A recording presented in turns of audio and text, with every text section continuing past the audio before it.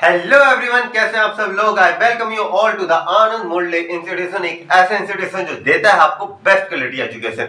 तो अभी तक देखा जाए बॉस, हम लोग क्या कर चुके हैं, फुटप्रिंट विदाउट फीट का पहला चैप्टर कौन सा, अ ट्रेनर ऑफ सर्जरी, हमने इसे अच्छे से किया। कैसे किया था, लाइन बाय लाइन एक्सप्लेनेशन सबसे ज्यादा इंपॉर्टेंट, चैप्टर पढ़ना बहुत इंपॉर्टेंट होता है। फिर हमने क्या किया, इसकी समरी करी ताकि हमें आंसर राइटिंग का पैटर्न पता चल सके। फिर हमने क्या किया था, एनसीईआरटी सॉल्यूशंस कर रहे थे, सेम पैटर्न चलने वाला है। बहुत पहली पोएम है डस्ट ऑफ नो, और पोएम्स पता है इतनी ज्यादा इजी है ना क्लास 10 की पोएम। लेकिन अब देखो है तो इजी, लेकिन अगर आपको सही तरीका नहीं पता ना, तो आप डेफिनेटली मार्क्स जो है वो लूज करने वाले हैं। सेम तरीके से चलेगा, एक अच्छी से समरी करवाऊंगा, अच्छे से सारे कंसेप्ट क्लियर हो जाएंगे, और आपको डेफिनेटली गारंटी दे रहा हूँ, ये जो समरी है ना, इसके अंदर डेफिनेटली आपको दूसरों के मुकाबले अप हैंड मिलेगा, क्योंकि इसके अंदर ऐसे पॉइंट्स हैं। देखो जो एग्जामिनर होता है ना, अब देखो एक चीज बताओ, आपको एक दिन आलू के परांठे खाओगे अच्छे लगेंगे, दूसरे दिन खाओगे अच्छे लगेंगे। अगर रोज आलू के परांठे मिले खाओगे तो कैसा अजीब सा नहीं लगेगा रोज आलू के परांठे। सिमिलरली अगर जो सारे आंसर जो है, जो पुराने आंसर लिख रहे हो, अगर जो नॉर्मल सारे बच्चे लिखते हैं वही आंसर लिखोगे, तो एग्जामिनर के ऊपर कुछ खास प्रभाव नहीं पड़ेगा, वो भी ऐसे उबासी लेते लेते चेक करेगा। लेकिन ये जो कुछ पॉइंट्स हैं जो मैं आपको इस पोएम के अंदर बताने वाला हूँ, वो पॉइंट्स जरूर लिखोगे ना, तो डेफिनेटली आपका एक अप हैंड होगा, कि आप लोग अगर सारे बच्चे इस लेवल पे ना, आप इस लेवल पे होगे। और लास्ट के अंदर मैं आपको एक एनसीईआरटी सॉल्यूशंस करवा के हम अच्छी सी प्रैक्टिस कर लेंगे, ताकि हमारे मन में कोई भी डाउट ना रहे। सीबीएसई क्लास 10 के अंदर सबसे ज्यादा इंपॉर्टेंट होता है आपके एनसीईआरटी सॉल्यूशन। क्लास 9th में इतने इंपॉर्टेंट नहीं होते, नहीं क्लास 10 11th के अंदर होता है। 10th और 12th मोस्ट इंपॉर्टेंट होते हैं। अब आ जाओ भैया लाइन बाय लाइन एक्सप्लेनेशन किसकी, poem number 1, that is the dust of snow. अब काफी बार आपके मेरे साथ भी होता है यार, खासकर हमारे इस नॉर्थ इंडिया के अंदर। अब देखो शाम जल्दी हो जाती है, 6 बजे से अंधेरा सा हो जाता है, और हमें ना ये जो मौसम है ना ठंड का, खासकर नॉर्थ इंडिया के अंदर थोड़ा डार्क सा लगता है मुझे काफी। और मुझे ना थोड़ा इट्स नॉट लाइक हैपनिंग नहीं होता कि यार ऐसे अजीब सा है, ठंड सी लग रही है, कंबल के बाहर निकल नहीं रहे, हम बाहर की सराउंडिंग के अंदर ज्यादा एक्सप्लोर नहीं करते, और सैडनेस का माहौल सा लगता है मुझे। थोड़ा ऐसा ना बादलवाई सी हो रखी होती है, तो ऐसे थोड़ा डार्कनेस की फीलिंग सी आती है मुझे भी काफी बार, है ना, आप लोगों को भी आती होगी। तो पोएम और डस्ट ऑफ स्नो जो है ना, ये भी थोड़ी सी ऐसे है कि हमारे जो राइटर साहब है ना, हमें ये भी थोड़े से मूड इनका ऑफ सा था, और ये भी ऐसे निकले थे कि मूड ऑफ था इनका। लेकिन इनका मूड जो था, जो नेगेटिव थॉट्स के अराउंड घूम रहा था, ये नेगेटिव थॉट्स कितने खतरनाक थे वो आपको समरी के अंदर भी पता चलेगा। क्यों, मैंने एक पूरा ऊपर कहते हैं ना, पोएम को करने से पहले जो पोएट जो था हमारा, वो उस टाइम किस मूड में था, क्या क्या चीजें थी, वो सारी चीजें भी मैंने समरी के अंदर कवर करी है।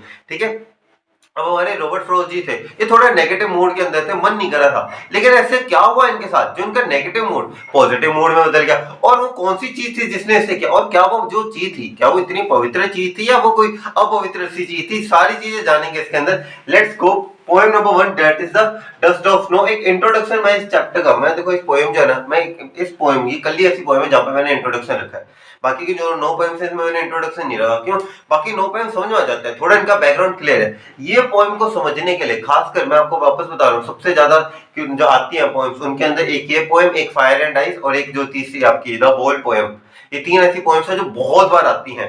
तो ये जो पोएम है ना, इसके लिए मैंने इसका खास इंट्रोडक्शन रखा, ताकि आपको एक ओवरव्यू समझ में, क्योंकि कहानी तो बीच में से चालू हो रही है, लेकिन आपको क्या पता कि राइटर किस मोड में, ये किस मोड में। तो आपको मैं बेसिक से जगह था ना, 0 से हीरो तक लेके जाऊंगा। देखिए क्या है, the central idea of the poem, जो सेंट्रल आइडिया है पोएम का, किसका, डस्ट ऑफ स्नो का, जो किसने लिखी है, हमारी रॉबर्ट फ्रॉस्ट जी ने लिखा है। इज दैट वन मे है द वर्स्ट डे, आपको और हमारी लाइफ में सबके बुरे वक्त आते हैं, आपकी लाइफ में भी बुरा वक्त आता है, मेरी लाइफ में भी कभी कभार बुरा वक्त आता है। One may have the worst day और टाइम ऑफ हिज लाइफ, सबसे बुरा वक्त चल रहा होगा आपकी लाइफ का इस टाइम पे, क्या पता, भगवान करे ना चल रहा, लेकिन काफी बार होता है यार, हमारे साथ भी इंसिडेंट्स होते हैं। देखो यार, लाइफ के अंदर अगर परेशानियां है तो जीवन का भी क्या मजा। अगर लाइफ अगर ऐसे नॉर्मल सीधी सादी चलती रहे तो कितनी बोरिंग लाइफ होगी। परेशानियां आती है तो एक कहते हैं ना, लाइफ के अंदर एक एडवेंचर सा आता है। तो वैसे ही सबकी लाइफ में कभी ना कभी वर्स्ट पीरियड आ रहा होता है उनकी लाइफ के अंदर, but a little good thing can make a quite amazing. अब इसका एक बेस्ट एग्जांपल दूं, आपके टेस्ट के अंदर, आपका टेस्ट एक बुरा गया, ठीक है, आप घर पे गए, ठीक है, आप घर पे जा रहे हो, रास्ते में हो आप, ऐसे आपको रास्ते के अंदर 2-3 प्यारे प्यारे छोटे छोटे बच्चे खेलते हुए मिल गए। आप उन्हें देखते, आपका जो मूड था ना, जैसे आप उन्हें देखोगे, उनके चेहरे पे स्माइल देखोगे, तो आपको नहीं लगता है मेरा मूड जो है वो सडनली सैड से हैप्पी की तरफ हो गया। क्यों, क्योंकि एक छोटी सी चीज जो है ना, वो आपको पॉजिटिव बना सकती है। तो ये ही चीज यहाँ पे हमारे रॉबर्ट फ्रॉस्ट जी के साथ क्या हुई थी, देखो द क्रो। अब जो हमारा कौवा होता है, कहाँ कहाँ, जैसे हम लोग कहते हैं यार कि कौवे की तरह क्यों बोल रहे हैं, कहाँ कहाँ कहाँ कहाँ, यानी कि हम कौवे को बहुत नेगेटिव सेंस के अंदर लेते हैं। ठीक है, ऊपर से उसका जो कलर है वो भी ब्लैक है, जो कहीं ना कहीं हमें ब्लैक मैजिक इन सारी चीजों से भी थोड़ा उसकी एक इमेज फॉर्मेशन करवाते हैं। खासकर हमारी जो फिल्में है, हॉरर फिल्में, जब भी हो, देखो आप कभी भी देखना हॉरर फिल्मों के अंदर, मैंने भी नोटिस किया हॉरर फिल्मों के अंदर जब भी कैसे होता है ना, कोई और जानवर नहीं उड़ाते वो लोग, ना कभी कबूतर है ना कभी स्पैरो है, सिर्फ एक ही जानवर, एक ही बर्ड को उड़ाते हैं, वो है आपका कौवा। ठीक है। The hemlock tree, hemlock tree क्या है, पॉइजनस ट्री है। ये थोड़ा क्रिसमस ट्री होता है ना हमारा, बिल्कुल वैसे ही एक ट्री है हेमलॉक ट्री, जो कि थोड़ा पॉइजनस होता है। ठीक है। And the dust are some bad signs that normally the people believe that something wrong is going to happen। और हमारे मन में भी काफी बार आता है ना कि यार something, कहते हैं ना दाहिनी आंख भड़क रही है, बिल्कुल उस तरीके से something, यार something is bad is going to happen। वैसे ही हमारे रॉबर्ट फ्रॉस्ट जी को भी लगा। The poet in the poem I think is already upset। ये हमारी थिंकिंग है कि वो पहले से अपसेट थे। That is why he comes out of his home to wander in the snow। काफी बार होता है ना मूड फ्रेश नहीं, मम्मी पापा कहते हैं चले तुझे बाहर घुमा के लेके आता हूँ, क्यों, ताकि तेरा मूड क्या हो सके, फ्रेश हो सके। ठीक है। But a crow shakes a snow falls, okay, shakes and a snow falls on him। तो एक्चुअल में कहानी क्या है, एक हेमलॉक ट्री था जिसके ऊपर एक कौवा बैठा हुआ था और हमारे पोएट जी उसके नीचे बैठे हुए थे।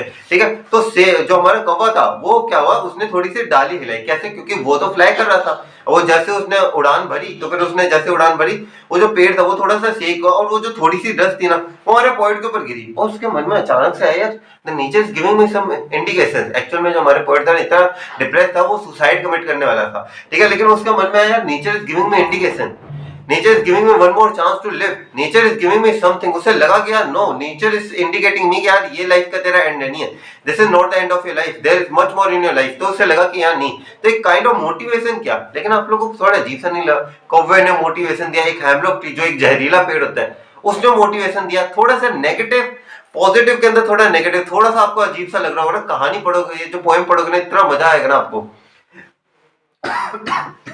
The poem gave us the message that one should hope for the best ever in the best even in the worst। यानी कि हम लोगों को हमेशा पॉजिटिव थिंकिंग रखनी चाहिए, भले हमारा बुरा वक्त भी चल रहा हो, कोई बात नहीं, तभी तो मजा है लाइफ के अंदर। मैं जनरली कहता हूँ लाइफ के अंदर हम काफी कहते हैं मेरी जिंदगी में ऐसा क्यों होता है, अगर ऐसी जिंदगी में नहीं होगा, अगर धीरू भाई अंबानी की लाइफ के अंदर परेशानियां ना आती, क्या उस टाइम उस मुकाम तक पहुंच पाते, नहीं पहुंच पाते। यार परेशानियां हर किसी की लाइफ में आती है और परेशानियां आपको स्ट्रॉन्ग बनाती है। ठीक है। Like negative and negative makes positive, बहुत अच्छी लाइन है। लाइक नेगेटिव और नेगेटिव क्या बनाते हैं, आप इसे एग्जाम में जरूर यूज कीजिएगा इस लाइन को। Like negative and negative make positive in mathematics, similarly real life we can enjoy in our worst time. आप अपना अगर बुरा वक्त भी एंजॉय करोगे ना, तो आप डेफिनेटली मान लो कि आप सक्सेस की बुलंदियों को छूने के पास हो, क्योंकि ये बुरा वक्त होता है ना, इंसान को बहुत कुछ सिखा के जाता है। Good time never teach you something, अच्छे वक्त आपको सिर्फ खुशी देते हैं, सिखाते नहीं। बुरा वक्त आपको इतनी सारी चीजें सिखा देगा ना, जितना हजार अच्छा वक्त नहीं सिखाता ना, 1000 आवर ऑफ गुड टाइम वो आपको नहीं सिखाता, जितना आपको 1 घंटा बुरा वक्त सिखा देता है। ये इतनी पावर होती है बुरे वक्त की, अगर आप इसे सीखना चाहो तो। अगर रोते रहोगे तब तो कोई दिक्कत ही नहीं है, रोते रहो। ठीक है। Let's go with the explanation of the poem. Stanza 1 दो ही छोटे से स्टैंजास है, और पेन पेंसिल अच्छे से। मेरी वीडियो कितनी बार देखनी होती है, एक ही बार देखनी होती है। ठीक है।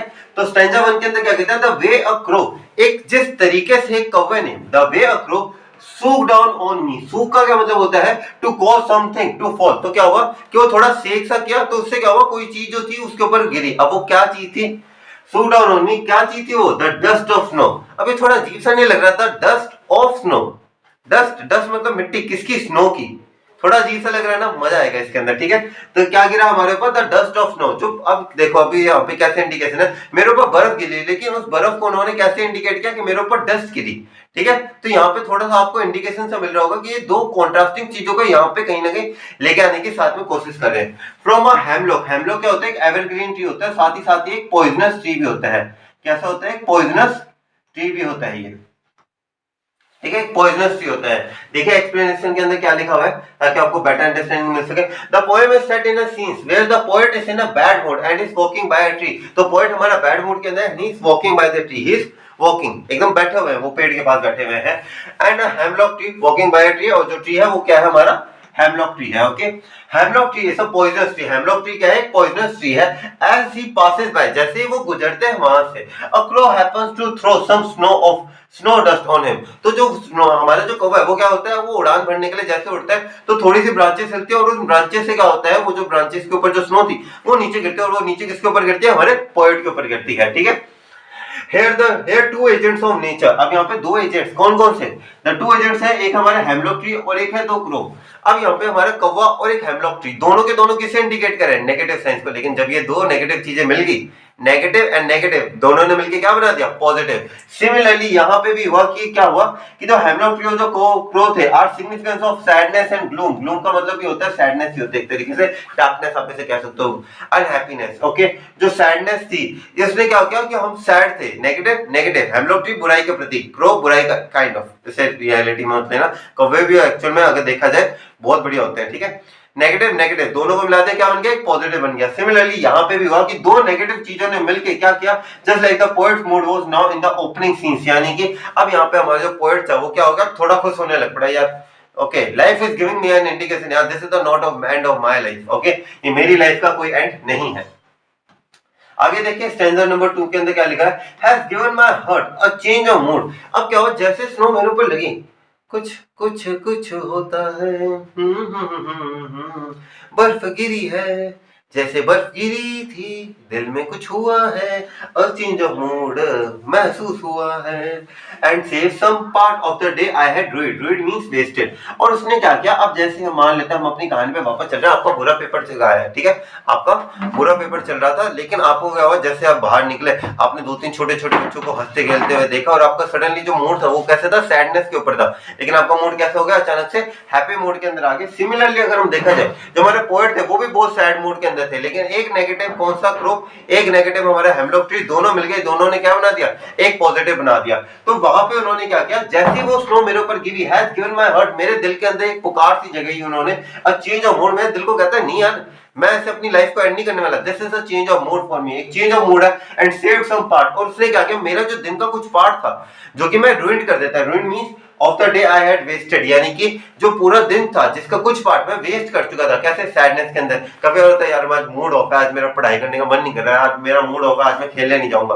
अब आपका मूड ऑफ है, इस वजह से आप अपनी प्लेफुल एक्टिविटीज, जो अच्छी एक्टिविटीज है वो नहीं कर रहे, लेकिन जैसे आपको मूड हैप्पी हुआ, या चलो आप पढ़ते हैं, या चलो आज खेलते हैं, आपका जो ध्यान था, आपका जो मन था वो क्या पे सही एक्टिविटीज के अंदर लगने लग पड़ा, और आप अपना डे जो है वो वेस्ट नहीं कर रहे हैं। ठीक है, आई होप आपको अच्छे से सारी पोएम समझ में आई होगी। अब मैं आपको इसका एक्सप्लेनेशन भी दे देता हूं ताकि आपको बेटर अंडरस्टैंडिंग मिल सके। Okay, but the falling of the snow on his head lifted his mood instantly. जैसे उसके ऊपर स्नो गिरी, उसका जो मूड था वो कैसा हो गया, यार कम ऑन यार, आज कुछ करिए, बस अचानक से मन चेंज हो गया है।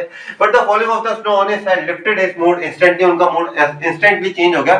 ठीक है, he had already spent his day in a bad mood. उसने अपना सारा दिन कैसा मूड बिताया था, सैड मूड के अंदर।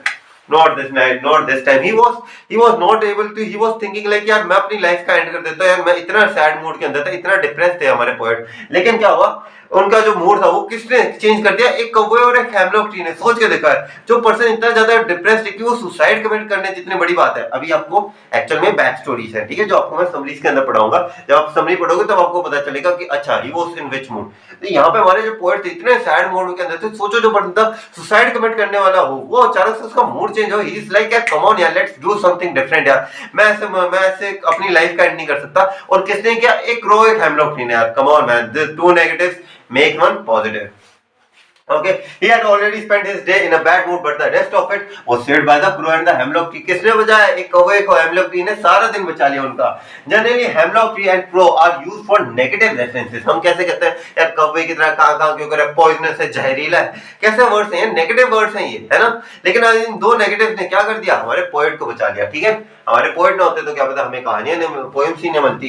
Okay, but the poet used them beautifully to portray an unfavourable thing can bring joy and happiness to. तो इन्होंने क्या बताना चाहा कि बॉस आपका है ना, हमें क्या लगता है ना, हम जब सैड होते हैं ना, हमें हमारे आसपास की सारी चीजें कैसी लगती है, नेगेटिव सी लगती हैं यार, ये भी नेगेटिव वो भी नेगेटिव, हर जगह हमारा मूड कैसा होता है, नेगेटिव सा हो जाता है। लेकिन आपको क्या करना है, यहाँ पे आपकी थोड़ी पोएट क्या चाहता क्या है, देखो हर एक चीज का ना यहाँ पे एनसीईआरटी पागल नहीं है। ठीक है, एनसीईआरटी आपको हर एक चीज सोच समझ के देती है। अगर इस चैप्टर का मेन पर्पस जानना चाहो ना, आपको इस चैप्टर क्यों दिया गया है, ताकि आप नेगेटिव चीजों में से भी कुछ पॉजिटिव इंटेंट ढूंढ सको। आपको पता हो क्या, इस नेगेटिव चीज के अंदर थोड़ा सा पॉजिटिव कंटेंट है जिसे मैं कंज्यूम कर सकता हूँ। देखो कोई भी चीज दुनिया के अंदर ना ही प्रॉपर पॉजिटिव होती है, ना ही पॉजिटिव या ना ही प्रॉपर नेगेटिव होती है। हर एक सिक्के के दो पहलू होते हैं, एक हेड और टेल। वैसे ही हर एक चीज में कुछ पॉजिटिव है कुछ नेगेटिव है। कोई भी चीज प्रॉपर्ली पॉजिटिव नहीं है और कोई भी चीज प्रॉपर्ली नेगेटिव नहीं है। लेकिन जो नेगेटिव चीज है ना, उसके अंदर अंदर भी कुछ ना कुछ पॉजिटिव है और वो पॉजिटिव आपको ढूंढना है ताकि आप एक पॉजिटिव अप्रोच देख सको दुनिया को देखने की। कोई सोच सकता है एक क्रो और एक हेमलॉक ट्री, दो इतने नेगेटिव वर्ड्स ने एक पर्सन की लाइफ तक सेव कर लिया। सोच के देखो, one must not take the things for granted. किसी को भी कोई भी चीज जो आपको मिलती है वो आपको ग्रांटेड नहीं लेनी चाहिए, खासकर आपकी ह्यूमन लाइफ। यहाँ पे हमारे जो पोएट थे एक्चुअली में वो सुसाइड कमिट करने जा रहे थे, लेकिन जिस हिसाब से उनका एक मूड चेंज हुआ ना, तो देखो इंसान का जन्म बहुत मुश्किल से मिलता है, ठीक है। It's just saying that people who says ना कि इंसान that human have 7 birth, it's a saying that मेरी पर्टिकुलर नहीं है पर मैंने सुना है दैट अ पर्सन बर्थ, या आपका पहला जन्म या आपका दूसरा जन्म, उन दो जन्मों के बीच में एक ब्रिज सा आता है। उन दो जन्मों के बीच में क्या एक ब्रिज है।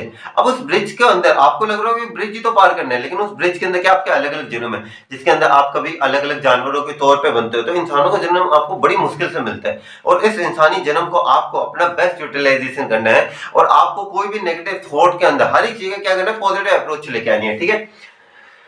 Things for granted and accept whichever way the nature chooses them to bless you। अब देखो यार, नेचर ने ब्लेस किया आपको, you are blessed to give, आपको इंसानी जन्म मिला है, इससे बड़ी ब्लेस्ड की चीज क्या होगी। तो इस इंसानी जन्म की महत्व को समझो, इन सारे नेगेटिव थॉट्स के अंदर मत घूमो। देखो ये मुझे भी पता है, जिन बच्चों ने पूरे साल नहीं पढ़ाई करी उनके मन में ऐसा हो रहा होगा यार व्हाट टू डू यार। हमारे, मैं पिछले साल की बात करता हूँ, पिछले साल a girl committed suicide. I still know her, क्योंकि हमें भी शौक लगा था, क्योंकि जब मैं पिछले साल पेपर दे रहा था क्लास 12 बोर्ड के, तो मुझे सडनली याद है मेरा मैथ्स का पेपर था और I suddenly heard a news about, it was about I guess 6th और 7th March, in the starting of the March only, I guess 2nd 3rd, मतलब फर्स्ट वीक ऑफ मार्च के अंदर हमें एक news मिलती है।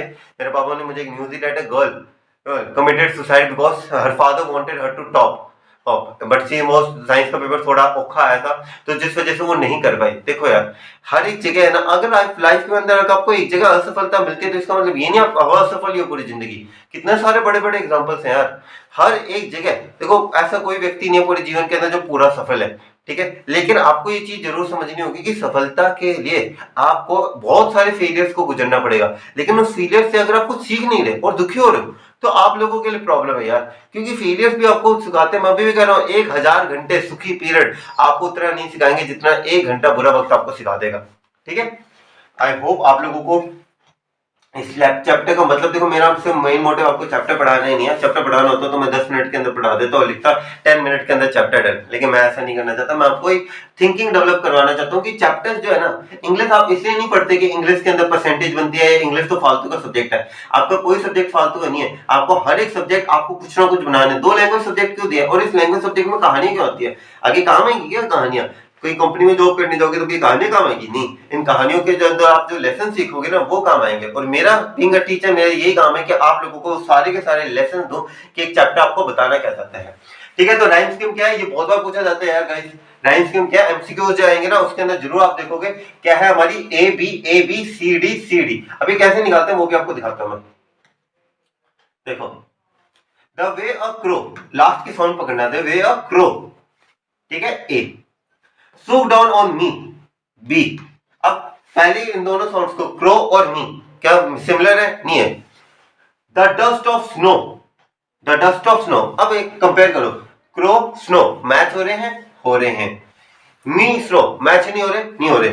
फ्रॉम अ हेमलॉक ट्री, मी और tree match हो रहे, क्या बन के हमारी लाइन सीख। ऐसा आप कहीं से भी निकाल सकते हो, लेकिन अगर आपको पहले से पता हो। अब पता है क्या, अब मैं जब आपको आंसर राइटिंग के वीडियो दूंगा ना कि आंसर राइटिंग कैसे होते हैं, उसमें बड़ा काम आएगा आपके। तो ऐसे देखो ए बी, ठीक है। सिमिलरली ये जो सी डी है वो भी ऐसे हो जाएगा।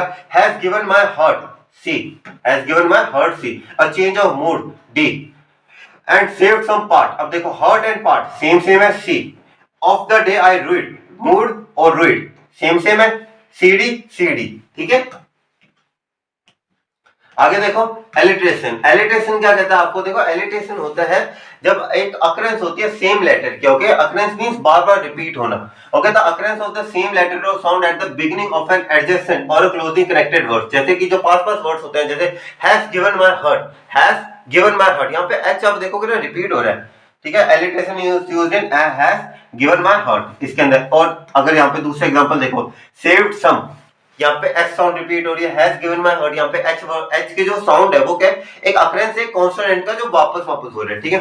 तीसरा होता है एजोनेंस, एजोनेंस का क्या मतलब होता है, रिपीटेशन ऑफ अ वोवल, जहां पे एक वोवल साउंड जो है ना वो बार बार आपको सुनाई पड़ती है, मतलब एक कहते हैं कांस्टेंट इफेक्ट सा बनाती है। किस तरीके से देखो, जैसे shook down on me, shook down on me, O sound देख रहे हो, shook down on me, shook down on me. यहाँ पे ओ साउंड अगर आप देखोगे ना, ओ साउंड क्या प्रोमिनेंट है, उभर कर आ रही है, ठीक है। और लास्ट एंजॉयमेंट, एंजॉयमेट होता है कि जब आप स्टार्टिंग से लेके एक स्टैंजा के एंड तक आप कोई भी पंक्चुएशन मार्क्स यूज नहीं करते, उसे हम कहते हैं क्या, एंजॉयमेंट, ठीक है। When the same sentences is continuous in the next line तक वो चलता रहता है और लास्ट तक नहीं होता। दिखाओ आप लोगों को, ये देखो आपकी पोएम थी, एक बार मैं इसे रेज करता हूँ। आपकी पोएम थी ये देखो, has given my heart to punctuation mark a change of mood and saved some part of the day I do it, last के अंदर आया, ठीक है। समझ गए किस हिसाब से यूज होते हैं। चलो, with this we came to an end of this video. I hope आप लोगों को मेरी एक्सप्लेनेशन और इस चैप्टर के थ्रू एनसीईआरटी आपको क्या समझाना चाहता था पता चल गया। अब तो फिलहाल तक बॉस देखा जाए हम क्या क्या कर चुके हैं। चैप्टर 1 किसका, फुटप्रिंट विदाउट फीट का हम पहले चैप्टर कर चुके हैं। कौन सा, अ ट्रेन ऑफ सर्जी, दूसरा भी कर चुके हैं। कौन सा, the three story. Poem number 1 भी कर चुके हैं। कौन सी, डस्ट ऑफ स्नो। ऐसे करते करते आपका सारा सिलेबस एकदम बेस्ट वे के अंदर करवा के भेजूंगा। आज लेके आपके लिए पोएम नंबर 2, क्या है पोएम का नाम, फायर एंड आइस। यार ये तो दो कॉन्ट्रास्टिंग चीज होगी, एक तरफ आग, दूसरी तरफ पानी की बनी हुई बर्फ। इन दोनों के बीच में तो होने वाली है फाइट। तो अगर आपको भी लगे वीडियो अच्छी एट द एंड तो कर देना इस चैनल को सब्सक्राइब, ठीक है। तो लेट्स मूव ऑन। तो ये है आपकी प्यारी सी पोएम, एकदम प्यारे तरीके से करवाऊंगा इस पोएम का, अच्छे से सारे वर्ड मीनिंग्स लिखवाऊंगा, एक अच्छी सी एक्सप्लेनेशन दूंगा, आप लोगों को चैप्टर फिट करवा के भेजूंगा। लेकिन मेरी वीडियो का पहला डिस्क्लेमर, क्या, पेंसिल हाथ में, बुक हाथ के अंदर, जो जो मैं लिखवाऊं यार प्लीज लिख जरूर लेना यार, ये वापस नहीं होना चाहिए। यानी कि इतना पक्का, इतनी कमांड बनानी है ना हमें इंग्लिश के ऊपर। ये लाइन आ गया अचानक से, सम से इन आइस, पता होना चाहिए यार यहाँ पे क्या मतलब होना चाहिए, यहाँ पे पोएट क्या कह रहा है। ये लाइन दे दी मैंने, पता होना चाहिए। इतनी कमांड स्ट्रॉन्ग करनी है ना हमें इंग्लिश के ऊपर कि इंग्लिश के अंदर तो बॉस आपके 95 प्लस तो आने ही आने चाहिए, ठीक है।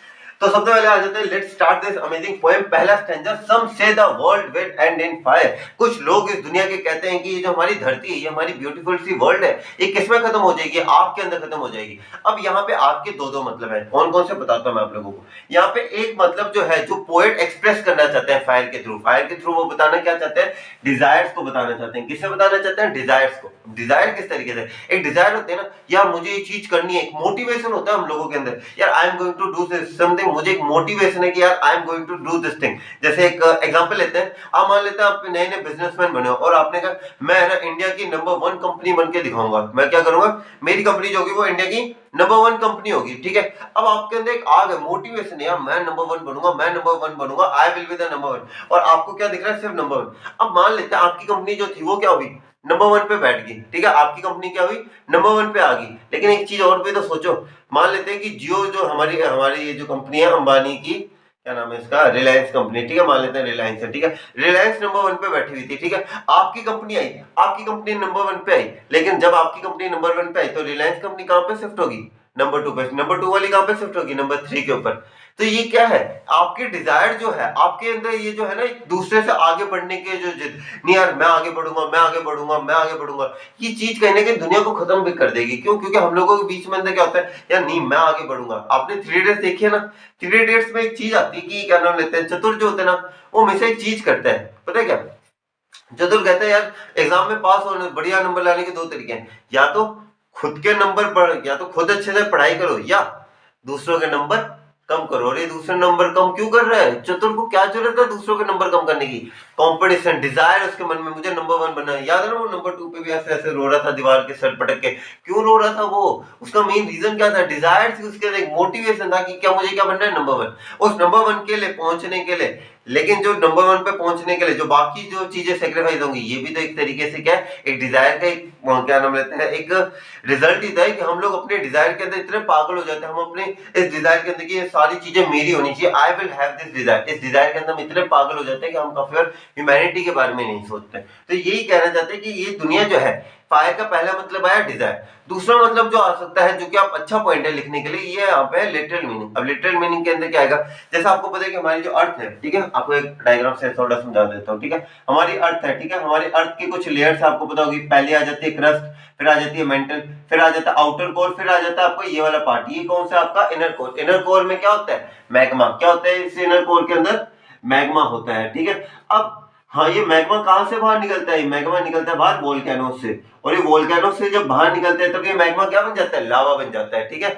ठीक है, एक टर्म्स आपको थोड़ी एक्सप्लेन करने के लिए जियोग्राफी की। ठीक है, अब ये दूसरा मीनिंग क्या है कि ये जो अर्थ है, ये जो अर्थ के जो वोल्केनोस है ना, ये बर्स्ट आउट हो जाएंगे, सारे वोल्केनोस क्या हो जाएंगे, इरप्ट हो जाएंगे। अब जैसे वोल्केनोस इरप्ट होंगे, जो लावा है ये क्या हो जाएगा, हमारी अर्थ के ऊपर फैल जाएगा। इससे क्या होगा, हमारे अर्थ का टेम्परेचर क्या हो जाएगा, इंक्रीज हो जाएगा, जिससे ये प्लेस जो है वो हम ह्यूमन बींग्स के लिए रहने के लिए क्या बन जाएगी, अनफेवरेबल बन जाएगी। ठीक है, फिर आ जाता है सम से इन आइस, और कुछ लोग कहते हैं कि ये दुनिया खत्म होगी आइस के अंदर। अब आइस क्या है, यहाँ पे आइस के भी दो मतलब है।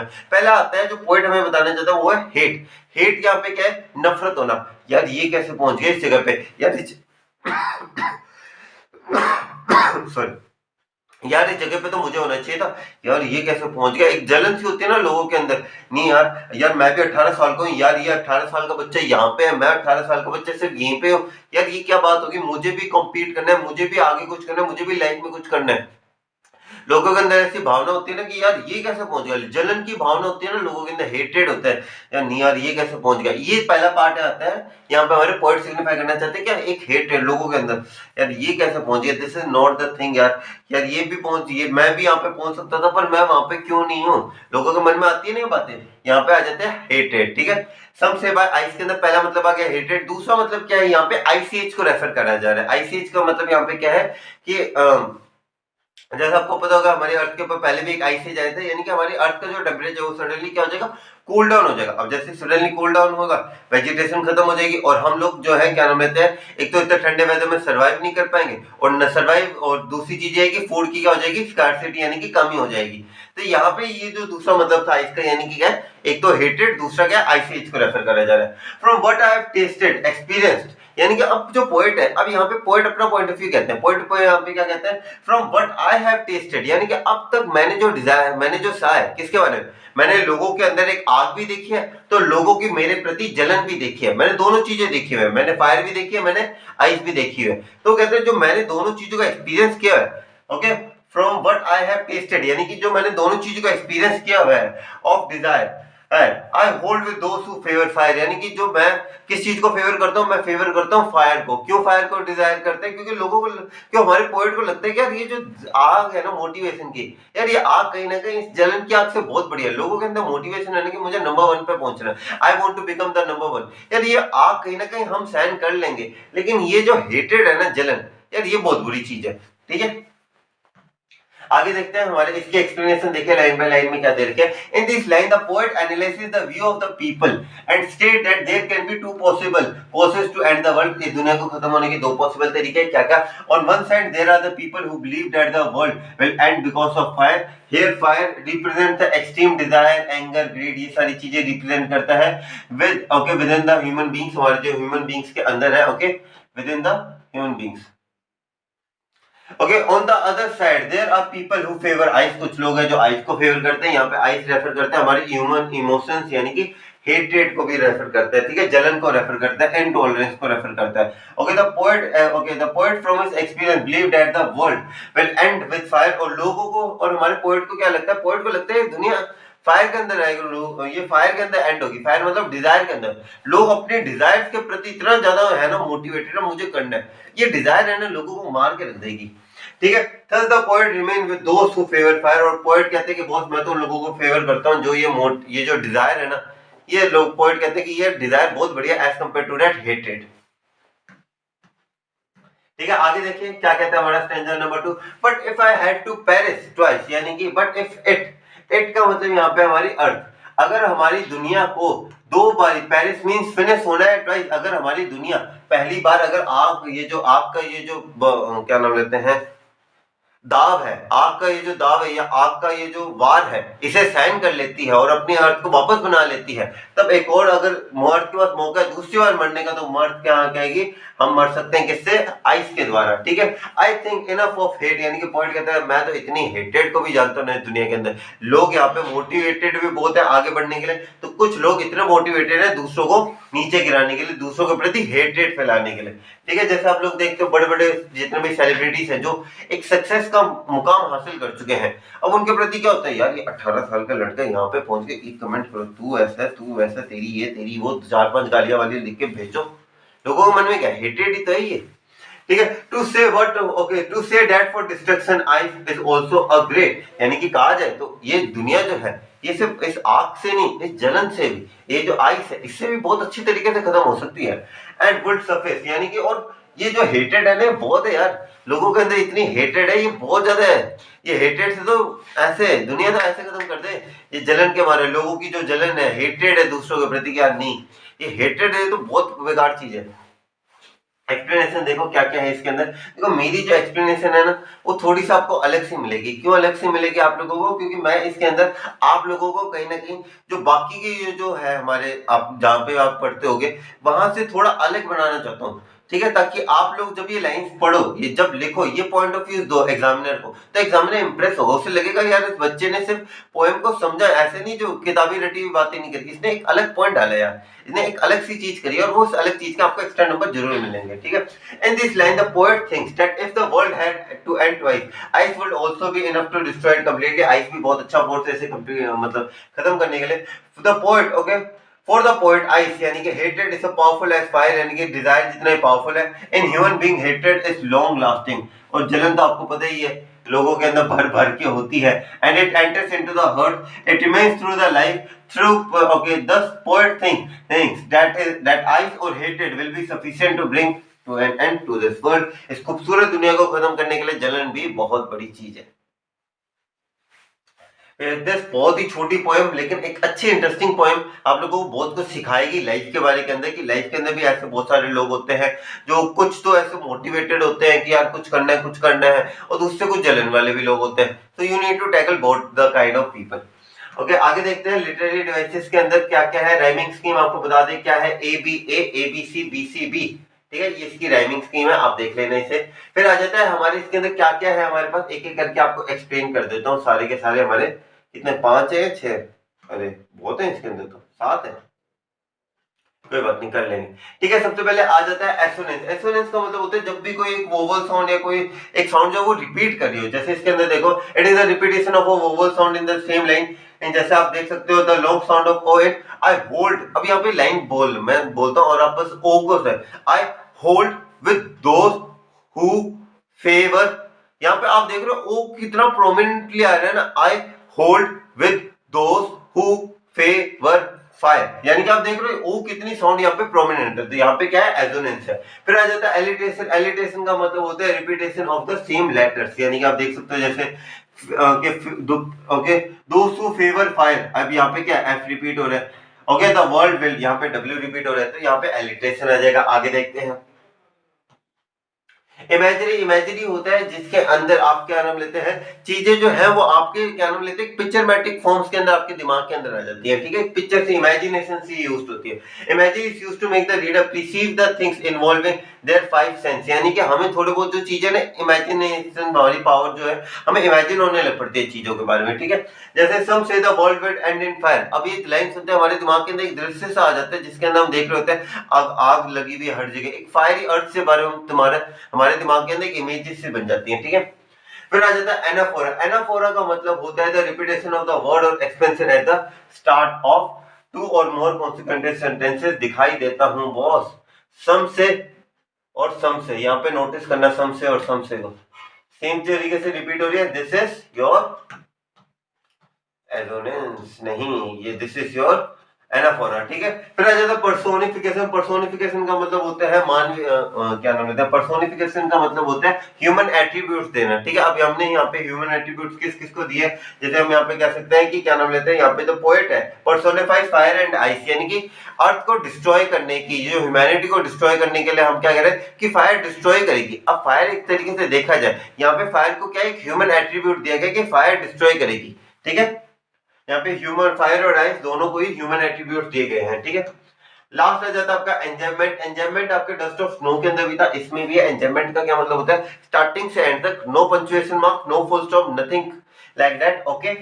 With this we came to an end of this video. I hope you like this video. Thank you guys. जय हिंद।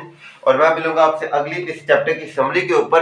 तब तक आपसे अगली बार मुलाकात होगी। लेकिन अगर चैनल पर नए हो तो सब्सक्राइब जरूर कर दो यार प्लीज। सब्सक्राइब नहीं करते आप लोग, पढ़ते जरूर पर सब्सक्राइब नहीं करते, सब्सक्राइब कर देना।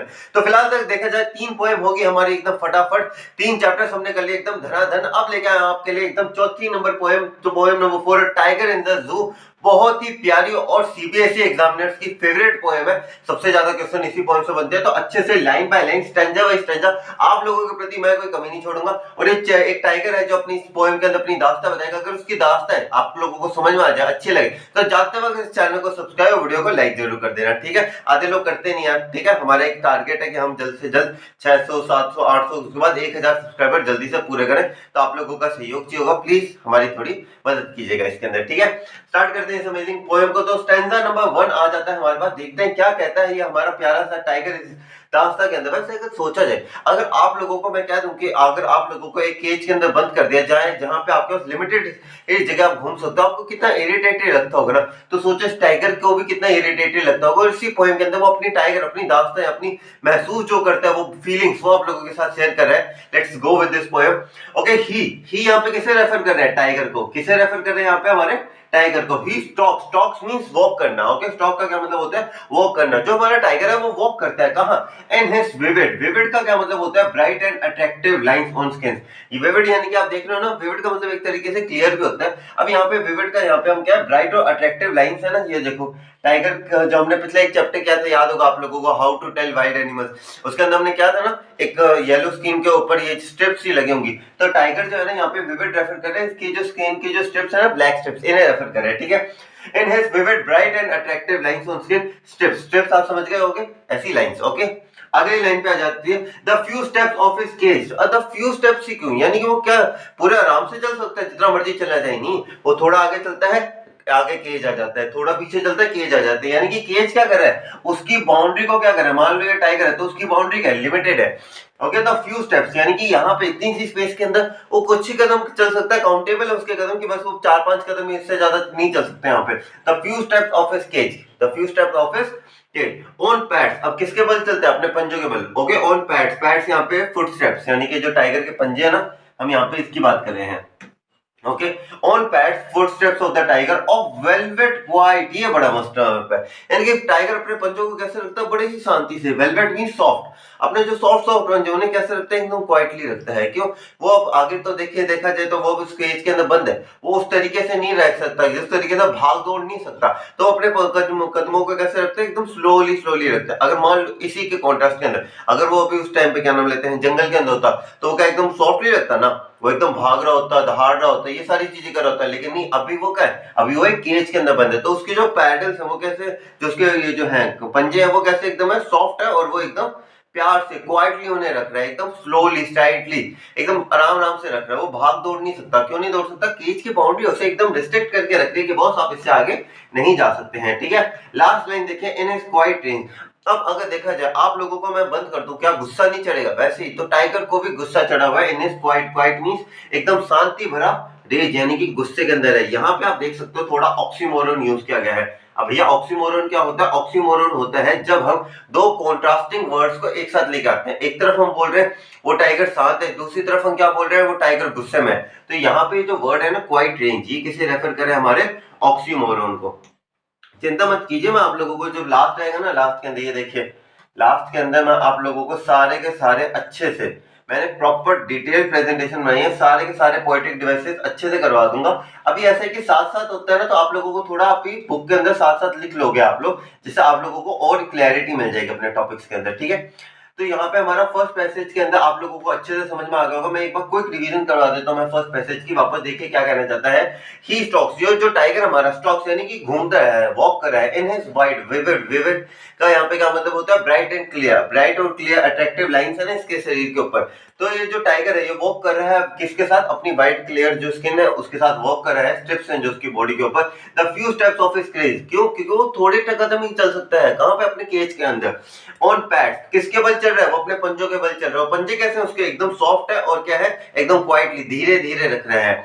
ओके, ऑफ द टाइगर यानी कि velvet mean soft and quite, एकदम प्यारी तरीके से रख रहा है वेलवेट क्वाइट वे के अंदर। And his quiet rage means वो भी शांत है। वो शांत क्यों है, वो अपना गुस्सा क्यों नहीं बयान कर सकता, क्योंकि सामने क्या है, पिंजरा है। उसे पता है कि अगर मैं अपना गुस्सा अगर लोगों के सामने दिखाता हूं तो क्या होगा, मैं अगर एग्रेसिव होऊंगा तो क्या होगा, जो मालिक है, जो भी केयर टेकर है, या तो वो मुझे मारेगा या वो मुझे इंजेक्शन लगा देगा। तो वो क्वाइट है लेकिन उसके मन नहीं, मन के अंदर गुस्सा। यानी कि ऐसे लोग होते हैं ना जो कुछ बोलते नहीं है लेकिन उनके मन के अंदर बहुत सारा गुस्सा भरा होता है। तो हमारा टाइगर भी आज उसी सिचुएशन के अंदर क्या है, मन में बहुत गुस्सा है लेकिन बोल नहीं सकता वो आगे। ठीक है, अब ये आपको अच्छे से मैंने लाइन बाय लाइन तो समझा दिया, एक डिटेल पैराग्राफ भी समझ लेते हैं ताकि आपको और क्लैरिटी हो जाए इस टॉपिक के अंदर। ठीक है, देखिए क्या कहता है, in this stanza the poet describes the appearance of the tiger in the जू। यानी कि वो थोड़ा अपीयरेंस को डिस्क्राइब करें कि किस तरीके का टाइगर है हमारे जू के अंदर, अपीयरेंस डिस्क्राइब करें किस तरीके से, और उसके डेली मूवमेंट्स को डिस्क्राइब कर रहे हैं। जैसा आपने देखा होगा उनके पैड्स की बात करेगी, उनकी स्किन की बात करेगी, वो किस तरीके से चलते हैं, उनके डेली मूवमेंट्स, उनकी कैसी अपीयरेंस, इन सारी चीजों के बारे में हमने बात करी थी। ठीक है, he says that the tiger moves up and down of his cage. यानी कि जो टाइगर है वो आगे पीछे अपने केज के इस साइड इधर, यानी कि लिमिटेड स्पेस है ना, वो ज्यादा घूम नहीं सकता, तो कभी आगे जाता है कभी पीछे आता है, कभी आगे जाता है कभी पीछे आता है। यानी कि जो लिमिटेड स्पेस है उसके अंदर हमारा टाइगर मूव करता रहता है। The step on its body can be distinguished even seen from far as they are darker in colour then the rest of the body. यानी कि जो उनकी पूरी स्किन है, अगर आप ये टाइगर की स्किन देखें, आपको अगर देखा जाए ये सारी स्किन के ऊपर ब्लैक स्ट्रिप्स जो है ये आसानी से नजर आ रही है। क्यों, क्योंकि अगर मैं आप लोगों से कहूं कि चलो आपको एक एग्जांपल के तौर पे दिखाता हूं। अब ये ब्लैक स्क्रीन है, ठीक है, अब यहाँ पे मैं कोई भी कलर इसमें से चूज करके ऐसे चलाता हूँ, आपको क्लियरली विजिबल होगा। क्यों, क्योंकि जो पीछे वाली स्किन है ना, और ये आगे वाले है, यानी कि यहाँ पे तो कॉन्ट्रास्टिंग कलर्स हैं। सिमिलरली यहाँ पे देखा जाए जो टाइगर की स्किन है ये क्या ऑरेंज कलर के अंदर, थोड़ा ब्राइट कलर है, और उसके ऊपर जो स्ट्रिप्स है वो कैसे है डार्क कलर के अंदर, ब्लैक कलर के अंदर। तो फिर देख सकते हो दो कॉन्ट्रास्टिंग कलर्स के ऊपर अगर दोनों कॉन्ट्रास्टिंग कलर्स एक साथ हो तो वो कलर जो है वो अच्छे से विजिबल होते हैं। तो यहाँ पे जो टाइगर की जो स्किन के ऊपर जो स्ट्रिप्स हैं ये भी हमें क्या है अच्छे से विजिबल है। The tiger walks quietly without making a sound because his smooth velvet, यानी कि वो बहुत ही प्यारे प्यारे तरीके से घूमता जा रहा है, यानी कि वो कोई आवाज ही नहीं कर रहा। Okay, the tiger is able to walk only a few steps because of the length of his cage। वो सिर्फ कुछ ही कदम चल सकता है क्योंकि उसका केज ही इतना है कि वो सिर्फ कुछ ही कदम आगे तक चल सकता है। It covered the distance in a few more steps only, कि कुछ कदम ही चल सकता है, वो सिर्फ 2-3 कदम आगे और चल सकता है। The tiger is full of anger but it is suppressed because he knows that he is helpless। उसे पता है कि यहाँ पे मेरी मदद करने वाला कोई नहीं है, यहाँ पे मैं चाह के भी कुछ नहीं कर सकता। क्यों, क्योंकि यहाँ पे जो केयर टेकर्स हैं उन्हें केयर टेकर्स का डर है, या तो मारेंगे या मुझे इंजेक्शन लगा के बेहोश कर देंगे अगर मैं ज्यादा एग्रेसिव होता हूँ, और इन दोनों के अंदर नुकसान किसका है, मेरा ही। तो टाइगर इज फीलिंग हेल्पलेस है, वो गुस्सा है लेकिन वो बयान नहीं कर सकता क्योंकि उसे पता अगर मैंने बयान किया लोगों के ऊपर ऐसे दहाड़ा, लोगों के ऊपर ऐसे डरा है तो पीछे से केयर टेकर आके काम खराब कर देगा। ठीक है, let's move on to the second stanza, देखते हैं क्या है, बड़ा इंटरेस्ट आ रहा है आगे इसके अंदर। Okay, let's move on to the stanza number 2। Stanza number 2 क्या कहता है, देखिए यहाँ पे कहता है he should be lurking. Lurking का मतलब होता है to be hidden as to wait for a prey. यानी कि अब थोड़ा सा इस स्टैंजा को स्टार्ट करने से पहले थोड़ा आपको इमेजिन करवाता हूं सीन। ठीक है, मान लीजिए एक पॉन्ड है, ठीक है, एक तालाब है, उस तालाब के पास एक जो रेन डियर, एक कोई भी डियर मान लेते हैं, एक डियर है वो वहां पे पानी पी रहा है, और जो शेर है वो क्या है एकदम झाड़ियों के पीछे छुपा हुआ है। ठीक है, एकदम आराम आराम से अपने शिकार के पास आ रहा है और धीरे से वो क्या कर रहा है झपट्टा मार रहा है अपने शिकार के ऊपर। ठीक है, सीन इमेजिन हुआ। अब इस स्टैंजा को समझो, अब आपको बहुत अच्छा आसानी भी होगी और मजा भी आएगा। ही शुड बी लर्किंग यानी कि to be hidden as to wait for a pray.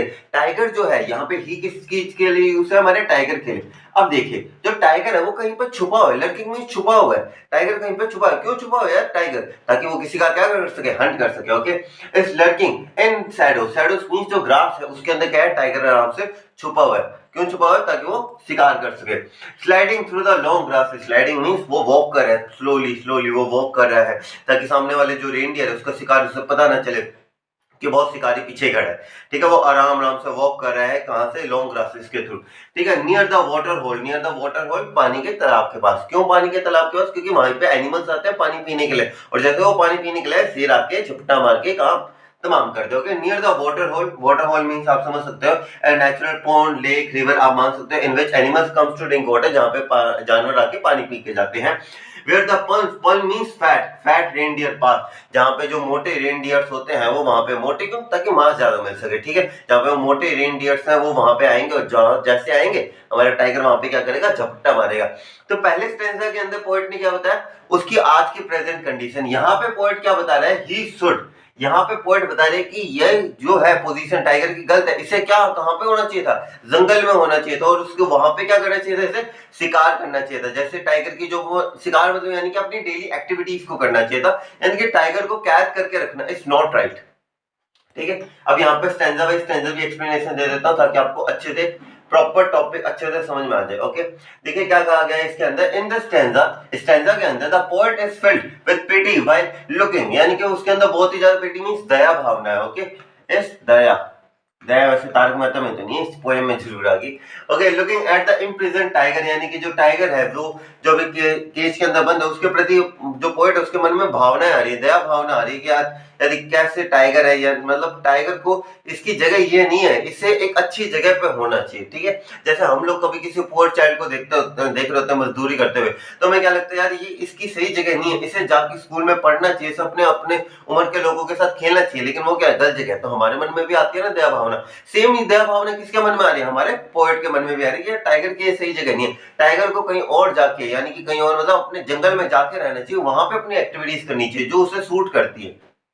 Okay, the poet imagines an another life of the tiger other than the zoo, यानी कि वो कह रहे हैं अब वो टाइगर की कौन सी लाइफ इमेजिन कर रहा था जहां पे उसे एक्चुअल में होना चाहिए था। Okay, he says that the poor tiger should have been in the natural habitat on the wild forest, यानी कि उसे अपने कहां पे होना चाहिए, अपने जंगलों के अंदर होना चाहिए। He says that under the normal condition the tiger would have been moving darkness not in the clear day at night, यानी कि जो हमारे जो टाइगर है वो कहां पे मूव कर रहा होगा, डार्क लाइट, यानी कि यहाँ पे जो moving in the darkness not in the clear day light. अब वहां पे देखा जाए जो केज के अंदर तो डायरेक्ट सनलाइट है, यानी कि चारों तरफ उजाला है, लाइट्स भी लगी हुई है, तो टाइगर अच्छे से दिख रहा है। लेकिन जो जंगल होते हैं, जंगल क्या होते हैं, ये पेड़ों से एकदम घने घने से होते हैं पेड़, और पेड़ क्या होता है आपस के अंदर एकदम जुड़े से होते हैं। तो नीचे जंगल के अंदर, अगर आपने एक मूवी भी आई थी, अगर आप लोगों ने देखी हो, शिनचैन की थी, जंगल से रिलेटेड थी, तो जंगल से जब बच्चे जा रहे होते थे ना, तो मुझे बड़ा अजीब सा लगता था कि चारों तरफ क्या होता है, अंधेरा सा होता है। क्यों? क्योंकि जो सनलाइट होती है वो नीचे जमीन तक पहुंचती नहीं है। क्यों नहीं पहुंचती? क्योंकि बीच के अंदर जो ट्रीज की सेट है, यानी कि ट्रीज के जो ब्रांचेस है, वो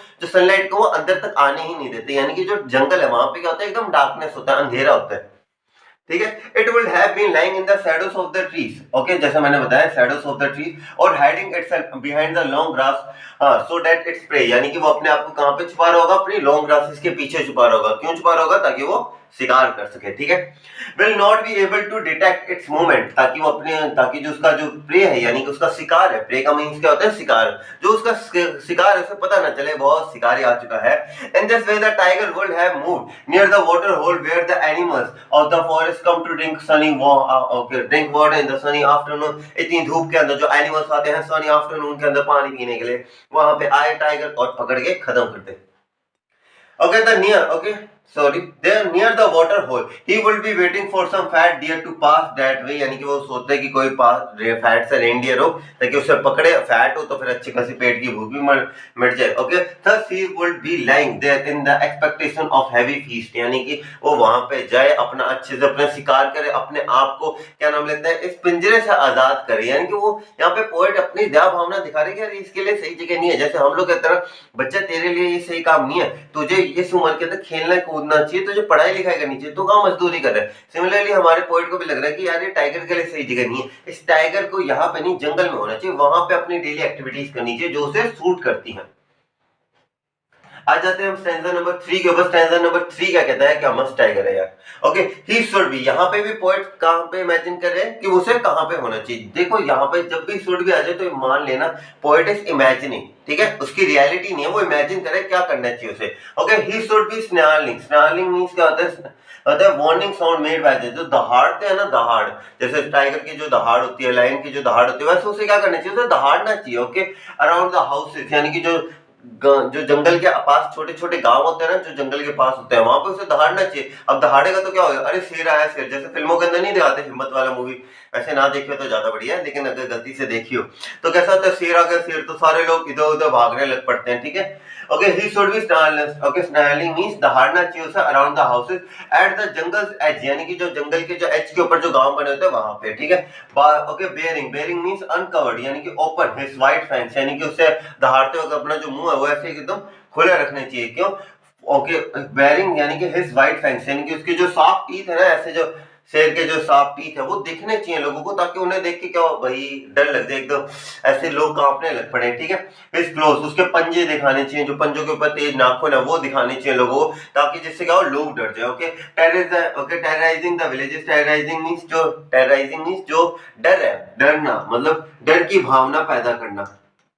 ओके, फियरफुल फीलिंग्स को पैदा करना। अब जैसे अगर कोई टाइगर आपके सामने आ जाए, वो ऐसे दहाड़ रहा हो, उसके पंजे के ऊपर नाखून इतने बड़े बड़े हो, तो बच्चा क्या हो जाएगा, ऐसे देख के खुश तो होगा नहीं, अरे टाइगर आया टाइगर, वो ऐसे करेगा ना, वो क्या हो जाएगा, एकदम डर जाएगा, वो इधर उधर भागने लगेगा। तो वो क्या कहते हैं, टाइगर को ये सारे काम शोभा देते हैं, ऐसे पिंजरे के अंदर बंद। यहाँ पे आप देख रहे हो दो कॉन्ट्रास्टिंग सिचुएशंस बनती है, कैसे, एक तरफ तो टाइगर जो है यहाँ पे लोगों को क्या नाम लेता है, लोगों को डरा रहा है, और उधर क्या है, अगर हम केस के अंदर देखा जाए, वो जो टाइगर है वो खुद कुछ लोगों से डरा हुआ है। यहाँ पे तो कॉन्ट्रास्टिंग सिचुएशंस आप लोगों के सामने आ रही है। इस स्टैंजा के अकॉर्डिंग जो टाइगर है उसे क्या करना चाहिए, उसे लोगों को, जो इंसान है उन्हें होल्ड करना चाहिए, लेकिन यहाँ पे केज के अंदर जो टाइगर है वो खुद डरा हुआ है, किससे, इंसानों से। क्यों इंसानों से? क्योंकि इंसान या तो उसे मारेंगे या उसे इंजेक्शन लगाएंगे। क्यों? क्योंकि वो अभी उस टेरिटरी के अंदर नहीं है, वो अपने क्या, वो छोटे से पिंजरे के अंदर है। याद है ना, क्वाइट रेज, क्वाइट रेज मतलब शांत है, शांत है, शांत में गुस्सा है, यानी कि गुस्सा क्यों हो, क्योंकि वो करना चाहता है लेकिन वो कर नहीं सकता, क्योंकि अगर उसने गुस्सा किया तो काम तमाम, ठीक है। आई होप आप लोगों को मेरी एक्सप्लेनेशन अच्छी लग रही होगी। अगर अच्छी लग रही हो तो चैनल को अभी ही सब्सक्राइब कर दीजिएगा, ठीक है। देखते हैं आगे क्या है। या मैं सच बता रहा हूँ, मैं जब बस 1000 का आंकड़ा पार हो जाए फिर मैं नहीं बोलने वाला, कत्ते ही नहीं बोलने वाला, मुझे बस एक बार 1000 का आंकड़ा पार हो जाए, ठीक है। तो आगे देखते हैं क्या है हमारे पास। In this stanza the poet says that even though, okay, in this stanza के अंदर द पोएट ये कहता है, से even though he will prefer the tiger to live in the wild, यानी कि वो चाहता है कि जो टाइगर है वो वाइल्ड के अंदर है। It is not as far it will lose all it touch with the human civilisation, यानी कि और ऐसा नहीं कि वो वहां पे रहेगा तो उसे ह्यूमंस का पता ही नहीं होगा। Okay, he imagine what the tigers will do in a case if he fail to find any prey in the natural habitat, यानी कि अगर, यानी कि वो कह रहे हैं, इमेजिन करते हैं ऐसी सिचुएशन जहां पे वो टाइगर हंट नहीं कर रहा, कोई भी अपने जानवर को, दूसरे जानवर को हंट नहीं कर रहा। एक और सिनेरियो लेके चलते हैं, उस सिनेरियो के अंदर वो क्या करेगा, ही सेज, तो मुझे भी इस टाइगर से डर लगा अचानक से। He says that the tiger would be growling. Growling means दहाड़ेगा at the edge of the jungle near some villages. He would be showing his white fangs. Fangs means जो अपने दांत होते हैं, ये वाले दांत, ठीक है, जो इनके जो दांत है जो हमने नीले कर दिए हैं दांत, वो दांतों की बात करें। His white fangs and his claws यानी कि पंजे, while moving here and there with the intention of scaring the inhabitants of the village, यानी कि जो लोग, गांव के लोग हैं, उन्हें डराने की भावना से वहां पे क्या करेगा, प्रहार करेगा। He would thus become a cause of terror, लोगों के अंदर एक डर का कारण बन जाएगा कि बेटा सो जा वरना टाइगर आ जाएगा। Okay, the poetess here gives a hint that if we destroy the natural habitat of tiger, there will be force. यहाँ पे पोइट ने एक और इशारा किया है, हालांकि मुझे लगा नहीं, लेकिन हमारे पोइट ने कहा, मतलब एक रेफरेंस बुक से मुझे मिला था, उन्होंने भी कहा था कि यहाँ पे जो पोइट है वो एक चीज यहाँ पे सिग्निफाई करना चाहते हैं, अगर सारे जंगल आप मिटा दोगे, यहाँ पे उन्होंने अपनी पोइट के अंदर कहते हैं, पोएम के अंदर एक इंडिकेशन तो हम दे रहे हैं, दूसरा इंडिकेशन साथ साथ जोड़ दिया, by one get one free, ठीक है। तो यहाँ पे पोइट ये भी कह रहे हैं कि जो हम डिफॉरेस्टेशन करते हैं, पेड़ों को काटते हैं, अगर हमने सारे पेड़ों को काट दिया तो एनिमल्स कहाँ जाएंगे, मतलब एनिमल्स बाहर निकलेंगे, और एनिमल्स बाहर निकलते सबसे पहली चीज किससे टैकल आउट करेंगे, जो जंगल के बाहर जो छोटे छोटे विलेजेस है ना, वहां पे लोगों को डराएंगे, ठीक है। If we destroy the natural habitat of tiger, they will be forced to turn to our towns, यानी कि हमारे गांव या विलेजेस के अंदर आएंगे और अपने फूड को फाइंड करते हुए, और उन्हें फूड नहीं मिलेगा तो हम ही उनके फूड बन जाएंगे।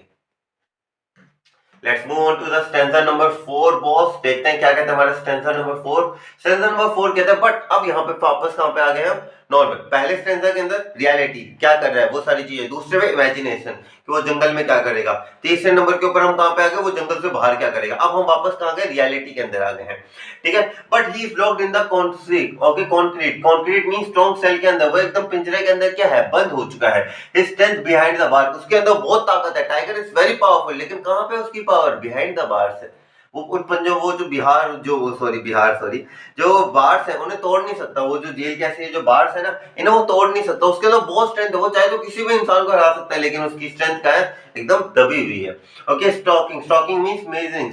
अब यहाँ पे स्टॉकिंग का पहले भी मतलब था मेजरिंग, यहाँ पे मैंने क्यों बोला, जैसे मैंने आपको पहले बताया था, इसका मतलब एक वॉकिंग होता है, ठीक है, फर्स्ट स्टैंजा के अंदर। वैसे यहाँ पे मेजरिंग के लिए आया है, लेकिन यानी कि आप इसे मेजरिंग भी कह सकते हो, वॉकिंग भी कह सकते हो। तो स्टॉकिंग यानी कि मेजरिंग या walking the length of A sketch, यानी कि अब वो क्या कर रहा है, पहले तो वो एकदम हम घूम रहे थे, लेकिन अब वो क्या कर रहा है, मेजर कर रहा है कि अच्छा मैं सिर्फ यहाँ पे 5 कदम ही चल सकता हूँ इस पूरे केज के अंदर। वो क्या कर रहा है, मेजर कर रहा है। क्या मेजर कर रहा है, अपने फुट स्ट्रेंथ, इग्नोरिंग विजिटर्स। और अब जो विजिटर्स हैं यानी कि विजिटर्स को भाव नहीं दे रहा, उनकी तरफ देख नहीं रहा, वो क्या कर रहा है, सिर्फ अपने जो स्टेप्स उन्हें काउंट कर रहा है, ठीक है। ये बहुत इजी सा छोटा सा पैराग्राफ था, ठीक है। इससे आगे देखते हैं यहाँ पे क्या लिखा हुआ है। In this stanza the poet stops imagining the tiger's alternate life and returns to its real one, यानी कि अब वो इमेजिनेशन अपनी बंद कर देता है और रियल लाइफ के अंदर आ जाता है। The poet sees the tiger caged in a small concrete cell in the zoo like a prisoner in the jail, यानी कि वो एकदम ऐसा लग रहा है कि यार ये तो टाइगर जो है एकदम, ये तो गलती इमेज होगी, ये वाली इमेज जो है उसके अंदर टाइगर क्या बहुत ज्यादा दुखी है, उसकी स्ट्रेंथ बहुत है, लेकिन वो स्ट्रेंथ का बिहाइंड द बार्स है, ओके, एक प्रिजनर की तरह, कैदी की तरह वो बैठा हुआ है, okay, in spite of all his strength, okay, it is now life imprisoned behind the bars, यानी कि जितनी ज्यादा शक्ति है लेकिन वो कहां है, बार्स के पीछे है। Okay, the tiger pays no attention to the visitor who comes to see him every day at the zoo. Instead of this, यानी कि अब वो कोई attention नहीं दे रहा उनके तरफ कि जो उन्हें देखने आ रहे हैं. He is paying no attention towards it. The tiger very slowly and silently moves up and down along the length of his cage. यानी कि वो क्या कर रहा है, वो देख नहीं रहा, वो सिर्फ इधर से उधर आगे पीछे अपने केज के अंदर क्या कर रहा है, घूम रहा है। क्यों घूम रहा है, ताकि वो क्या कर रहा है, मेजर कर रहा है length, okay, length of his cage without any disturbance in the form of human intervention, यानी कि कोई भी ह्यूमन का इंटरवेंशन नहीं, यानी कि घुसपैठ करना, यानी कि बीच के अंदर रहना, वो कोई सी भी ह्यूमन के ऊपर ध्यान नहीं दे रहा, वो सिर्फ अपने जो लेंथ है, एक बार इधर जाता है एक बार उधर जाता है, अपनी जो लेंथ है केज के से बस मेजर करे, इसके अलावा वो कुछ नहीं कर रहा है। ओके, टुवर्ड्स हम मूव करते हैं हमारे लास्ट पैसेज की तरफ। लास्ट स्टैंजा हमारा बहुत ही इंटरेस्टिंग, ये जो है ना ये थोड़ा काइंड ऑफ इमोशनल भी है, ये वाला पैसे, ठीक है। Okay, he hears the last voice at the night, यानी कि अब टाइगर की आपको दिल की भावनाएं पता चलेंगी, ठीक है। He hears the last voice at the night, दिन के अंदर सारे आते हैं लोग, देख के वापस चले जाते हैं, रात को वो एकदम सन्नाटा। और यहाँ पे जो है पोएट जो टाइगर है वो यहाँ पे क्या कहता है, he hears the last voice of the night, यानी कि अब उसे सिर्फ एक ही आवाज सुनाई देती है, किसकी, द पेट्रोलिंग कार्स। पेट्रोलिंग आपने देखा होगा, पेट्रोलिंग का आपने एक बार, अगर मेरे साथ हुआ है तो क्या पता आप लोगों के साथ भी हुआ। जैसे पहले परमैन आता था, ठीक है, परमैन में वो कहता था ना पेट्रोलिंग के लिए आप तुम जाओ। पेट्रोलिंग का क्या मतलब होता है, गार्डिंग करना, यानी कि हम कहते हैं ना वॉचमैन की तरह ही, कि वो क्या करते हैं एकदम एक कीप एन आई, कि सारी चीजों को देखते हैं कि सारी चीजें परफेक्ट है या नहीं, कोई क्राइम हो रहा है या नहीं हो रहा है, ये सारी चीजें देखते थे। तो यहाँ पे जो जू के अंदर भी क्या था, एक पेट्रोलिंग कार्ड्स होती थी जो देखती थी सारे एनिमल्स बराबर है या नहीं है। ओके, द पेट्रोलिंग कार्ड्स यानी कि जो गार्ड है, पेट्रोलिंग मींस गार्डिंग करना, ओके, ऑफ कार्स, जो पेट्रोलिंग कार्स है वो वहां पे घूमती रहती थी। एंड स्टेयर्स विद ब्रिलियंट, यानी कि जो उसकी जो आंखों से वो क्या करता था, अपनी जो ब्रिलियंट आईज है इससे क्या करता था, जो स्टार्स होते हैं आसमान की तरफ देखता था। Okay, and stairs, stairs means देखना, विद दिस ब्रिलियंट आईज, अपनी खूबसूरत होपफुल आंखों से, जिसके अंदर एक उम्मीद थी कि एक दिन मैं इससे शायद बाहर निकलूंगा। Okay, at the brilliant star, और उन तारों की तरह एकदम आजाद हो जाऊंगा। उस बच्चे, वो जो टाइगर उसके मन के अंदर है कि एक दिन ऐसा आएगा जहां पे मैं इस जू से बाहर निकलूंगा और आराम से अपने जो एकदम ब्रिलियंट स्टार्स हैं आसमान के अंदर उनकी तरह से एकदम आजाद हो जाऊंगा, फ्री टू मूव होऊंगा मैं, ठीक है। इस छोटे से मतलब पिंजरे के अंदर ही कैद में हमेशा नहीं रहूंगा। Let's see the very quick explanation, देखते हैं स्टैंजा की क्या explanation थे। In this stanza, the poet describe about the daily routine of the tiger. The tiger does not rest during the day because of the visitor. Even at the night, he stays awake because of the very last voice of the zookeepers looking up and down. Okay, looking up and going home. Can be heard, यानी कि जो guards हैं वो आते हैं, सारी चीजें देखते हैं, सबको ताला अच्छे से मार के वापस घर पे चले जाते हैं, ठीक है। Can be heard after that it does not go to sleep, उसके बाद भी टाइगर सोने नहीं जाता। All night it remains disturbing due to the noise of the patrolling cars, जो पेट्रोलिंग कार्स होते हैं उससे उसके मन के अंदर डिस्टर्बेंस होती है, शांति नहीं मिलती उसे। He keep staring at the brilliant star with his brilliant eyes, वो अपने ब्रिलियंट आईज के साथ, जो होपफुल आईज है उसके साथ वो स्टार्स को देखता है और रेस होता है कि काश मैं इनकी तरह भी आजाद हूं। Perhaps he is asking the heaven why has he been imprisoned here, और वो एक सवाल पूछता है कि क्यों भैया मुझे ही क्यों कैद किया आप लोगों ने यहाँ पे, क्या गलती थी मेरी जो आप लोगों ने मुझे यहाँ पे इन क्या नाम लेते हैं जुल्म करने वालों के प्रति बीच के अंदर छोड़ के चले गए, जहाँ पे मैं अपने जंगल के अंदर राजा की तरह रहता था, अब मेरा राजपाट सब कुछ खत्म और मैं कैद के अंदर ही कैद हो चुका हूँ। ठीक है, यहाँ पे हमारे सारा अच्छे से हमने कर लिया था। एक बहुत ही ज्यादा एमसीक्यू उसके लिए इंपॉर्टेंट पोएटिक डिवाइसेस है, जल्दी से निपटा लेते हैं सारे। राइम स्कीम देखते हैं, हमारी पोएम की राइम स्कीम क्या है। द राइम स्कीम ऑफ देखो, the rhyme scheme of the first second and fifth stanza. हमारे पहले देखो 5 स्टैंजा थे, 1 2 3 4 5। हमारे ये जो स्टैंजा थे 5, इनमें से फर्स्ट सेकंड और फिफ्थ स्टैंजा की क्या है, A B C B, A B C B, और फिफ्थ की थी ए बी सी बी। और वही हमारे ये जो थर्ड और फिफ्थ स्टैंजा की, एक सेकंड रुको, यहाँ पे थोड़ी सी शायद करेक्शन चाहिए। एक सेकंड मैं ही निकाल देता हूँ आप लोगों के लिए, मैं ही बता देता हूँ, एक बार ही नोट मत करना, ठीक है। मैं खुद ही बता देता हूँ क्या स्कीम निकलेगी इसकी। खर्चा गुरु, चलो अब एक बार मैं ही देख लेता हूँ क्या है। देखो, आप लोगों को राइम स्कीम निकालना भी सिखा दूंगा इसी बहाने, ठीक है। इसे थोड़ा पतला कर लेते हैं ताकि सारी पोएम ही आ जाए हमारे पास, ठीक है। ये आपके पहले जो है हमारे पास फर्स्ट, ओके ठीक है। यहाँ पे हमारे पास आधी पोएम में दे रखी है इन लोगों ने। एक काम करते हैं, सीधा वहीं पे मेन स्टैंजा के पास ही जाते हैं। यहाँ पे देखते हैं पहले वाली की, देखो, he stops in his vivid its steps. Steps यानी कि किसकी साउंड प्रोमिनेंट है, एस की, ठीक है। तो यहाँ पे पहले ए लिख दिया हम लोगों ने, ठीक है। The few steps of his cage, steps cage match नहीं हो रहा, ए बी। आगे देखो, on pads of velvet quiet, steps match नहीं हो रहा, स्टेप्स क्वाइट मैच नहीं हो रहा, केज क्वाइट मैच नहीं हो रहा, ए बी सी। फिर in is quite range, steps match नहीं हो रहा, केज रेंज मैच हो रहा है। तो हमारे पहले स्टैंजा की क्या राइम स्कीम बन गई, ए बी सी बी। हमारा पहला इसकी तो ये बन गई पहले वाले स्टैंजा की, ए बी सी बी। आगे देखते हैं सेकंड स्टैंजा की क्या बनती है। सेकंड स्टैंजा की देखते हैं हम लोग। देखिए सेकंड स्टैंजा में क्या लिखा हुआ है, he should be lurking in the shadow, shadow A, okay, sliding through the long grass, shadow grass match नहीं हो रही, बी, ठीक है। Near the water hole, shadow hole match नहीं हो रही, ग्रास होल मैच नहीं हो रही, यहाँ पे सी आ जाएगा। Where the punch deer pass, shadow pass match नहीं हो रही, ग्रास पास मैच हो रहा है। यहाँ पे सेकंड वाले की भी क्या बनी, ए बी सी बी, ठीक है। ए बी सी बी दोनों की, हमारे फर्स्ट और सेकंड की तो बन गई, A B C B. Third की देखते हैं, ठीक है। बहुत इजी है राइमिंग स्कीम निकालना। आपके पास अगर पैराग्राफ हो तो आप सामने से आप आसानी से निकाल सकते हैं, ठीक है। He should be snarling, okay, he should be snarling यानी कि दहाड़ना होगा, around the houses, uh, at the jungle's edge, houses edge match नहीं हो रहा, ठीक है। Bar baring his white fangs and his claws, houses claws, edge claws, यहाँ पे भी मैच नहीं हो रहा, ठीक है। हाउसेस नहीं, हाउसेस विलेज मैच नहीं हो रहा, एज विलेज मैच हो रहा है, ठीक है, क्लोज। तो यहाँ पे भी क्या बन गई, ए बी सी बी बन गई। Let's move on to the fourth stanza. यहाँ पे देखते हैं क्या बनता है हमारे पास। Okay, but he is locked in the concrete cell behind the bars of the cage, cell cage, bars cage match नहीं हो रहा, सी विजिटर्स, ठीक है। ये आपके पास ए बी सी बी, ये आपकी राइम स्कीम है, ठीक है। तो आपकी राइम स्कीम क्या है इसके अंदर, ए बी सी बी ही आपकी क्या है rhyme scheme, A B C B is your rhyme scheme, ठीक है। आगे बढ़ते हैं राइम स्कीम से। तो सेकंड नंबर आ जाता है आपके पास इमेजरी। इमेजरी का मतलब होता है the imagery is conveyed through vivid steps, यानी कि एक ऐसी चीज जिससे आप मतलब आप वो सेंटेंस सुनते हैं आपके दिमाग के अंदर एक इमेजिनेशन फॉर्म्ड हो जाए। जैसे मैंने बोला विविड स्टेप्स, तो आपको आपके दिमाग में क्या आ गया, एक टाइगर की स्किन है और टाइगर की स्किन के ऊपर क्या है, वो स्टेप्स से आ गए, तो आपके मन में क्या है, इमेजिनेशन। तो ऐसे जो सेंटेंस, ऐसे वर्ड्स होते हैं जैसे विविड स्टेप्स, अभी आपको क्या करते हैं, इमेजिनेशन कर लेते हैं आपके दिमाग के अंदर, ठीक है। जैसे विविड स्टेप्स थी, यहाँ पे इमेजरी आई है, तो इसे बड़ा कर लो, ठीक है। जैसे वर्ड था विविड स्ट्रिप्स, तो यहाँ पे हमें इमेजिनेशन जो थी वो हमें यहाँ पे फील हुई थी। फिर लर्किंग इन द शैडोज, जो शैडोज के अंदर यानी कि जो शैडोज के अंदर मूव करना, ये भी हमारे दिमाग के अंदर इमेजिनेशन पैदा करता है। स्लाइडिंग थ्रू लॉन्ग ग्रास, ये सारे इंसिडेंट्स है ना, ये एक्चुअली के अंदर ऐसे इंसिडेंट्स हैं जो सोचने में मजबूर करते हैं। जैसे sliding through grass, snail, okay, snarling around the houses, यानी कि दहाड़ना हाउसेस के पास, टेरराइजिंग द विलेजेस, यानी कि ये जो जितने भी वर्ड्स हैं क्या करें, हमारे दिमाग में इमेजिनेशन पैदा करें।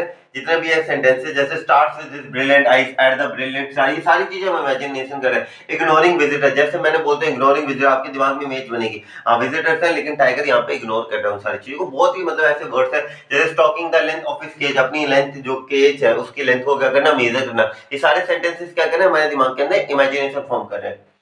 सिंबोलिज्म एक चीज जो किसी को रेफर करती है, देखिए यहाँ पे, ठीक है, यानी कि the poet symbolises the word such as, यहाँ पे उन्होंने केज को सिंबलाइज किया किससे, द क्या नाम लेता है हमारे जो टाइगर, केज को हमने क्या है कि जो केज एक तरीके से एक बाउंड्री की तरह हमने रेफर किया कि एक व्यक्ति है जो कैद है, जो कैद मतलब जो उस बाउंड्री को क्रॉस नहीं कर सकता, तो हमने केज को किस तरीके से मेंशन किया, एक बाउंड्री की तरह हमने रेफर किया है केज को, कि टाइगर इस केज के बाहर नहीं जा सकता, वो जाना चाहता है लेकिन वो जा नहीं सकता। और स्काई के बारे में हम यहाँ पे देख सकते हैं, sky on the other hand symbolises the freedom, cage जो है वो क्या रेफर कर रहा है, एक कैद एक तरीके से गुलामी से रेफर कर रहे हैं, वहीं जो स्काई है वो किसे रेफर कर रहा है, आजादी को रेफर कर रहा है। ठीक है, ऑक्सीमोरन मैंने आपको बताया था, दो अपोजिट वर्ड एक साथ आ जाते हैं, जैसे क्वाइट रीच के बारे में मैंने आपको बताया था, ठीक है, साइलेंट एंगर, यानी कि दो अपोजिट वर्ड्स एक साथ आ जाना। पर्सोनिफिकेशन का मतलब होता है, आपका अगला आता है पर्सोनिफिकेशन, ह्यूमन एट्रीब्यूट देना। अगर आप देखोगे कहीं ना कहीं तो ही जो वर्ड था ना, हाँ ही वर्ड बार बार आया है, यानी कि हम ही किसके लिए यूज करते हैं, मेल के लिए, मेल क्या है, ह्यूमंस है, तो हम यहाँ पे टाइगर जो है, यहाँ पे हमें किसके एट्रीब्यूट दे रहे हैं, मैंने ह्यूमन एट्रीब्यूट दे रहे हैं, इसलिए यहाँ पे पर्सोनिफिकेशन आ जाता है। एलिटेशन हमारा अगला है, एलिटेशन का मतलब होता है कि बार बार साउंड्स का रिपीट करना, जैसे यहाँ पे ओके, जैसे यहाँ पे देखो, shadow be lurking in shadow, point dear pass, यहाँ पे जो यहाँ पे देख, जैसे यहाँ पे आपको पी मिलेगा, यहाँ पे shadows in the, okay, shadows be lurking in the shadow, यहाँ पे आपको एस साउंड, ये जो प्रोमिनेंट साउंड्स जब आपको मिलती है तब ये एक एलिटेशन को हम यूज करते हैं। आगे देखो भैया, लास्ट के कुछ है हमारे पास, फिर आ जाता है हमारे पास यहाँ पे by highlighting S P C, यानी कि तीसरा कौन सा रहेगा हमारा, तीसरा एग्जांपल भी था यहाँ पे, तो दो ही अच्छा यार, इन द कॉन्क्रीट सेल, यहाँ पे सी साउंड प्रोमिनेंट है, ठीक है, जैसे आप देख सकते हो एस साउंड, पी साउंड, सी साउंड, यहाँ पे जो साउंड्स हैं क्या है, प्रोमिनेंट साउंड्स हैं जिनसे हमें एक बार बार एक रेफरेंस मिलती है।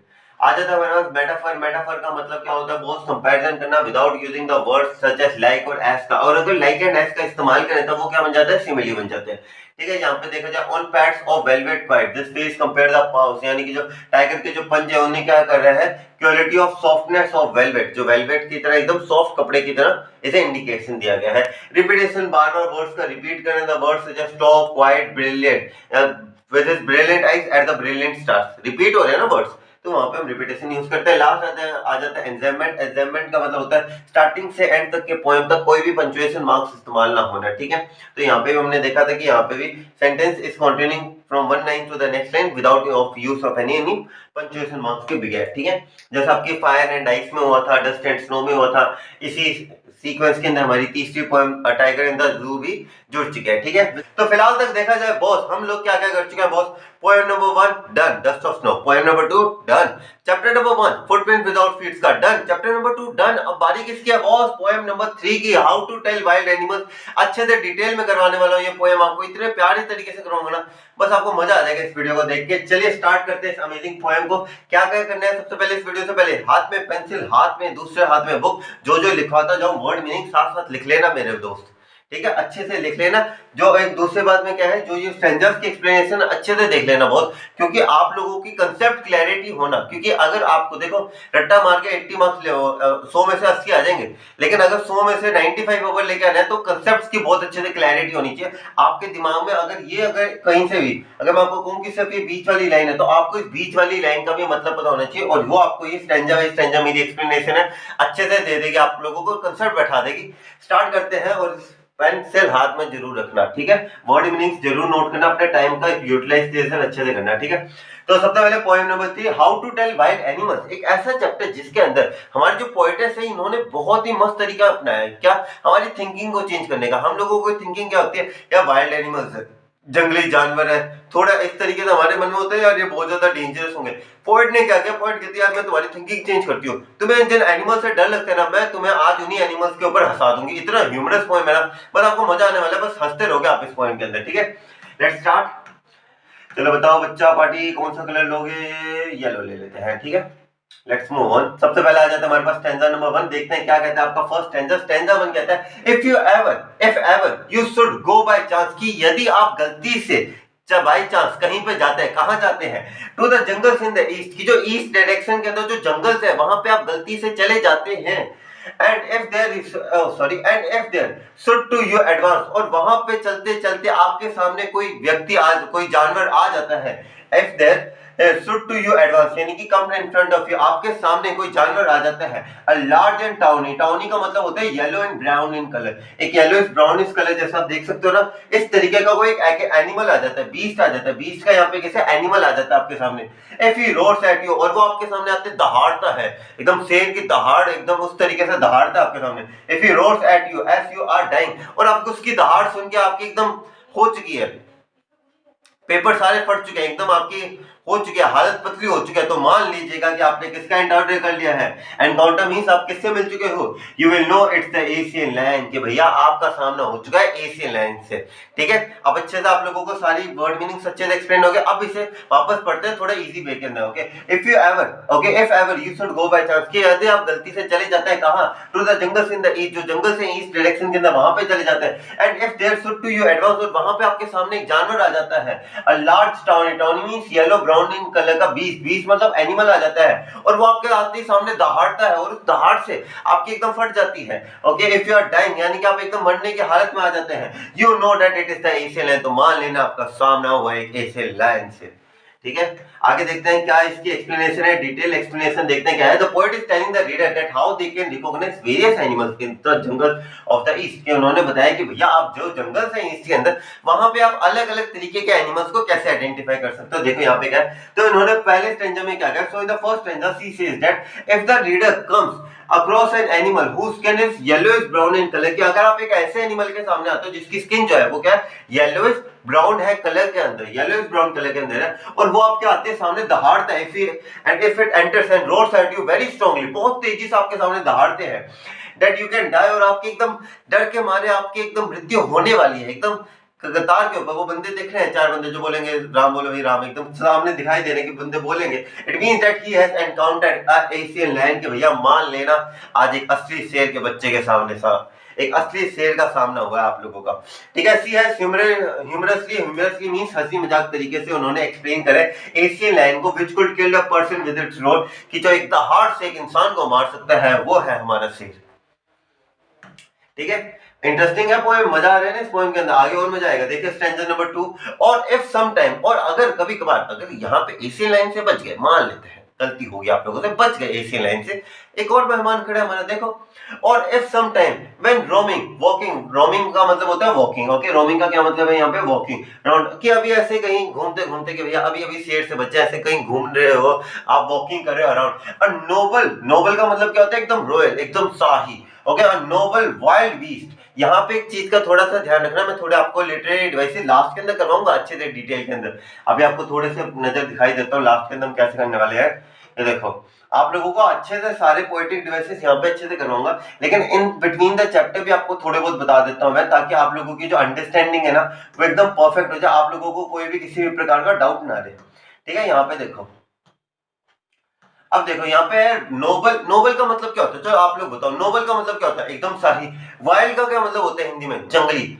यार शाही जंगली मतलब एक तरफ हम इंडिकेट करें, चलो इसमें एकदम अगर मैं इससे बात करूं कि एकदम तो बहुत ही मैनरफुल, एक है नॉट सो मच मैनरफुल, दो अपोजिट वर्ड एक साथ आ गए यहाँ पे, नोबल और वाइल्ड, आगे ना दो अलग अलग वर्ड, तो ऐसे जब भी सेंटेंसेस में आपको दो अलग अलग वर्ड्स मिले, जैसे आपको इस चैप्टर के अंदर से, तो जैसे मेरा एक्सपीरियंस है इस चैप्टर में से, ये जो ऑक्सीमोरन है इसे ऑक्सीमोरन कहते हैं, जब दो अपोजिट वर्ड्स एक साथ आ जाते हैं। लेकिन आपका एक चैप्टर है, चैप्टर नंबर आपका पोएम नंबर 9 है guess, the tale of Custard the dragon, वो भी मैं आपको लोगों को करवाऊंगा। उसके अंदर ये बहुत बार most repeated question of tale of Custard the Dragon का पता है क्या, name the poetic devices used in the poem, उसमें ऑक्सीमोरन का बहुत तगड़ा यूज होता है। ठीक है, सिमिलरली यहाँ पे भी यह हमारा ऑक्सीमोरन कैसे यूज किया, नोबल और वाइल्ड, एक तरफ है शाहीपन, एक है जंगलीपन, तो शाहीपन को जंगलीपन से कंपेयर, दो वर्ड्स को साथ में लेके आए, यानी कि यहाँ पे क्या है, दो अपोजिट वर्ड एक साथ आ रहे हैं। ठीक है, तो यहाँ पे ऑक्सीमोरन है, ध्यान रखना इन सारी चीजों का, आपकी नॉलेज को अपग्रेड कर रहा हूं मैं। ठीक है, आगे आप लोग जब जाओगे आगे कॉलेजेस के अंदर, सॉरी आप जैसे आप आगे कॉलेजेस के अंदर जाओगे ना, तो आप लोग क्योंकि इंग्लिश जो ले, अगर आप जैसे आगे बीए करते हो, ठीक है, या कुछ भी आ गया जैसे बीए करते हो या बीएड करते हो या आप बीकॉम भी करते हो, तो उनके अंदर एक पेपर होता है बैकग्राउंड ऑफ इंग्लिश लिटरेचर, ठीक है। अब ये जो पेपर होता है ना background of English literature type के जो पेपर्स होते हैं, जनरल इंग्लिश के भी पेपर सबको देने पड़ेंगे, ऐसा नहीं कि एक आध देना, सबको पेपर देने पड़ेंगे। उसके अंदर पता है क्या क्या पूछते हैं कि ये क्या ऑक्सीमोरन क्या होता है, ये आपका सिमिली क्या होता है, मेटाफर क्या होता है, तो इसकी आपको डिटेल नॉलेज रखनी है, ठीक है, ताकि आपको अभी नहीं आने वाले टाइम के अंदर देखो मेहनत करोगे तो कहीं ना कहीं तो काम आएगी, ठीक है।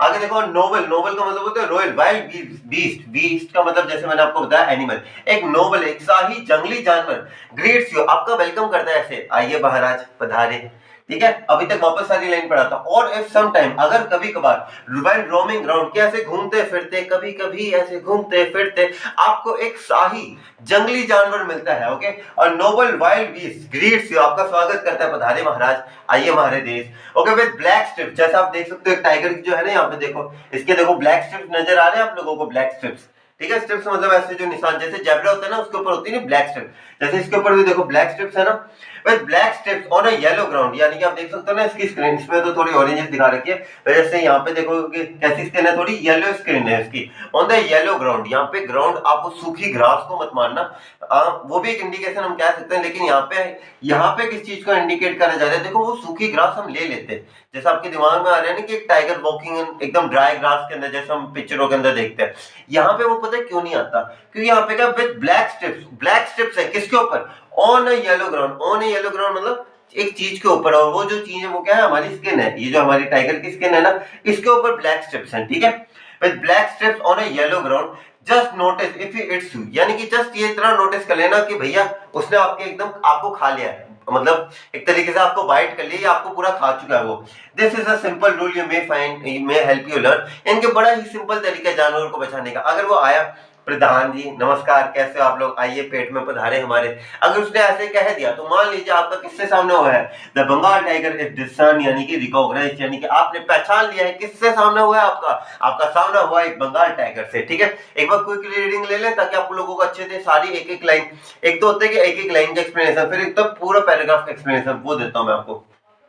अगर कभी कभार कभी ऐसे घूमते फिरते आपको एक शाही जंगली जानवर मिलता है, मैं वापस ऑक्सीमोरन के ऊपर ध्यान दे रहा हूँ, ठीक है, आपको एक शाही जंगली जानवर मिलता है और वो आपको कहता है नमस्कार महाराज पधारे, और वो जो नमस्कार कर रहा है उसकी स्किन कैसी है, येलो इस कलर के अंदर है, और उस येलो स्किन के ऊपर क्या है, ब्लैक स्ट्रिप्स है, स्ट्रिप्स समझ रहे हो ना, मैं बार बार नोटिस कर रहा हूँ, आप लोगों के प्रति कमी नहीं छोड़ूंगा मैं किसी भी तरीके, जस्ट नोटिस, बस इतना ध्यान रखना, वो कहेगा आइए महाराज पधारे हमारे देश, पधारे हमारे पेट के देश के अंदर, अगर वो बोले कि पधारे हमारे पेट के देश के अंदर, तो मान लीजिएगा आपका सामना हुआ है बंगाल के टाइगर से, ठीक है, the Bengal tiger discern, discern means recognise, आपको बंगाल टाइगर का सामना हुआ है। आगे देखे हैं सी, आपको पहले बता दूं यहाँ पे हमारे पोएट मेल दिए, फीमेल है, इसलिए मैंने आपको भी नोटिस किया होगा, मैंने पोएटेस बोला है, ठीक है।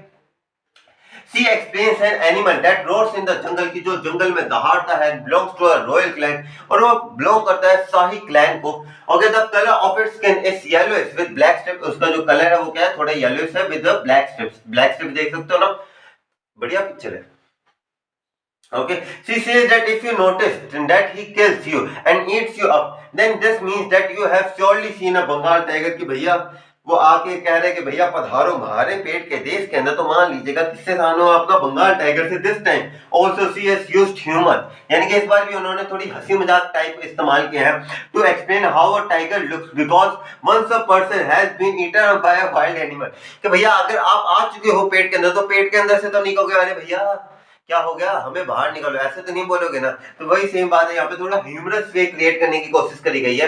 There is no use in determining which wild animal it is, कोई जरूरत नहीं है, अब ऐसे आप ऊपर पहुंच चुके तो वैसे भी भगवान जी ने अब क्या करना, अब मृत्यु हो गई तो होगी, अब जब मृत्यु होगी तो अब क्या पता करने की भैया एक्सीडेंट किससे हुआ था, नहीं पता करना ना, सिंपल। आगे बढ़ते हैं, देखते हैं अगला जानवर कौन है। अगला जानवर देखा देखा सा लग रहा है, चीता नजर आ रहा है। इस बार बात करते हैं, देखो हमने लायन से शुरुआत करी, बंगाल टाइगर हो गया, अब तीसरा, भाई ये भी तीन भाई बहन है, ठीक है, इन तीसरे की बात कर लेते हैं, लेपर्ड की, ठीक है, हमारे चीता भाई साहब की। स्टैंजा नंबर 3 क्या कहता है? इफ स्ट्रोलिंग, स्ट्रोलिंग का मतलब होता है वॉकिंग कैजुअली, ऐसे मैं तो रास्ते से जा रहा था, मुझे लेपर्ड दिखाई दे गया तो मैं क्या करूं। Okay, if strolling walking casually fourth, यानी कि आप ऐसे हैं, मैं तो रास्ते से जा रहा था आराम से। अब बीस्ट टू व्यू, आपको जंगली जानवर नजर आ रहा था, आपको एक बीस्ट नजर आया। Whose hide, hide mean skin of animal, hide का यहाँ पे क्या है? जो जिसकी जो एनिमल की जो स्किन है, विच स्पोर्ट्स इज पेपर्ड, पेपर्ड मतलब समझ रहे हो, नमक, आपने बहुत बार नमक के साथ ये वर्ड कि नमक छिड़कना, छिड़कना होता है ना, जिसमें हम कहते हैं दो सोल्ट को पेपर करो, यानी कि छिड़को, पेपर का मतलब होता है छिड़कना। तो यहाँ पे क्या गया, जिसकी जो स्किन है is okay, which sports is peppered, यानी कि जिसकी चाहे जो स्किन है उसके ऊपर क्या है, ऐसे दाग से, ठीक है।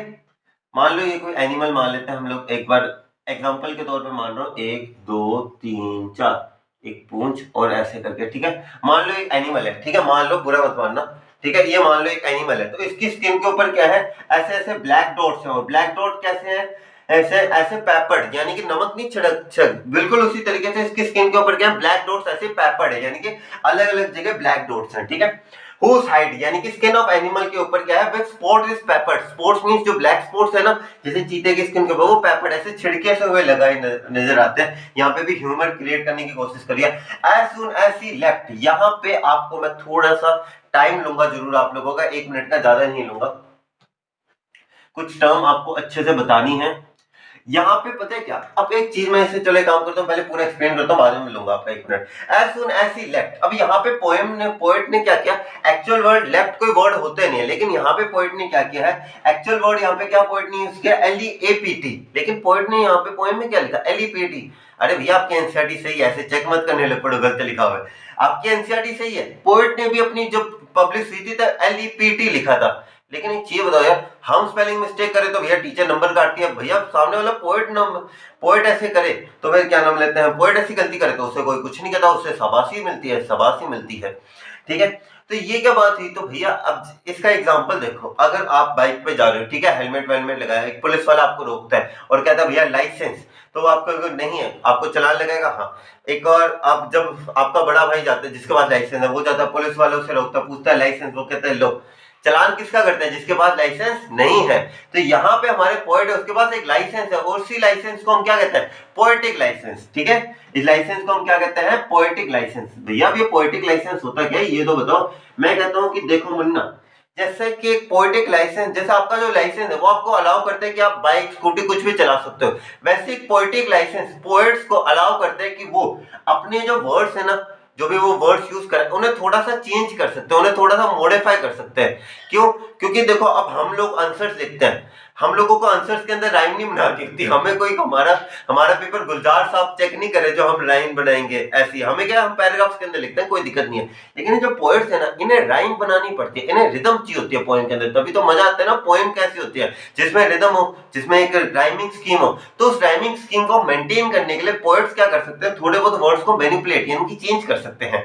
तो यहाँ पे एक्चुअल वर्ड क्या था, LEAPT, लेकिन यहाँ पे पोएट ने क्या यूज किया, LEPT। यहाँ पे भी आप दो इंस्टेंसेस देख सकते हो, यहाँ पे भी ये जो दोनों वर्ड्स है ना, ये दोनों वर्ड्स क्या, LEAP, लेकिन यहाँ पे पोएट ने क्या यूज किया, LEP। क्यों यूज किया, क्योंकि यहाँ पे मेन रीजन क्या आता है इसका, पोएटिक लाइसेंस, कि उनके पास क्या पोएटिक लाइसेंस है, इसलिए उन्होंने थोड़े वर्ड्स को मॉडिफाई किया, ठीक है। अब आगे बढ़ते हैं, ये क्वेश्चन बहुत बार एग्जाम्स के अंदर पूछा जाता है, इसलिए मैंने आप लोगों को बताया। As soon as he left, यानी कि जंप टुवर्ड्स यू, और जैसे वो चीता आपके सामने, आप उस चीते के सामने, और वो चीता आपके ऊपर जंप करते हैं अचानक से, okay, jumps on you, you will no that it is a leopard. तो जैसे जंप करेगा तब आपको समझ में आ जाएगा, भैया तू चीता है ना, समझ में आ गया हम लोगों को। 12 मींस यहाँ पे फिर से इट विल को इंडिकेट किया गया। 12 का मतलब यहाँ पे क्या है, अब देखोगे थोड़ा बहुत है ना यहाँ पे ह्यूमरस, यहाँ पे थोड़ा बच्चों के अकॉर्डिंग, आप लोगों के अकॉर्डिंग यहाँ पे थोड़ा इंडिकेशन किया गया है। 12 विल का तो विल आ गया, लेकिन यहाँ पे टी किससे, 12 को यहाँ पे किससे इंडिकेट किया जा रहा है, it will do no good to roar with pain. और अब जितना मर्जी चिल्ला लो, यहाँ पे हम उसकी रोर की बात नहीं कर रहे, चीता के रोर की, यहाँ पे आपकी रोर हो रही है, और वो वाली रोर नहीं शेर की जैसे दाड़ने की, वो कहते अरे मम्मी मम्मी ऐसे करके कि भाई क्या हो गया क्या हो गया, इस तरीके की जो रोर है हम उसकी बात कर रहे हैं, ठीक है। 12 it will do no good to roar with pain, कि अगर भैया चिल्ला के भी कोई फायदा नहीं है। अब भैया भगवान जी साथ साथ नजर आ रहे होंगे कि बेटा तू आ जा मेरे पास, तू आ जा मेरे कोल, वही बात है ना। मिलता ना मौका रोज। ठीक है, he will only lap, lap means jump and jump again, यानी कि वो कुछ नहीं करेगा। आप अगर इस साइड से मान लेते हैं, अगर आप अजय देवगन की तरह चीता आया, आपने ऐसे शोल्डर घुमाया, चीता पीछे, हाँ अजय देवगन स्टाइल, नो ऐसा नहीं होगा। वो फिर से आएगा, उसको पीछे से काटेगा, लेकिन काटेगा जरूर, आपको बचने नहीं देगा। ठीक है, तो फिर से एक बार पोएम को पूरा कंप्लीट कर लेते हैं, स्टैंजा को, ताकि आप लोगों की बेटर अंडरस्टैंडिंग हो जाए। स्ट्रोलिंग, अगर ऐसे ही कैजुअली वॉक करते हुए, फोर्थ मींस फॉरवर्ड, आपको एक जानवर दिखाई देता है, whose hide, hide means skin of animal with spot is peppered, जिसकी स्किन ऑफ एनिमल के ऊपर ऐसे क्या है, डॉट से बने हुए हैं, इस पेपर्ड यानी कि having dot. As soon as he left, या लेफ्ट यानी कि वो आपकी तरफ झपट्टा मारता है, जंप करता है आपकी तरफ, let me jump towards you on you, you will no that it is a leopard, और आप समझ जाना कि भैया ये एक चीता है। ठीक है, it will do no good to roll with pain, आप जितना मर्जी चिल्ला लो कि हे भैया बचा लो बचा लो बचा लो, कुछ नहीं होने वाला भैया, वो काट के ही जाएगा, कोई बात नहीं है। वो क्या करेगा, आपके ऊपर अगेन एंड अगेन आपके ऊपर जंप करेगा और आपका किस्सा खत्म करेगा।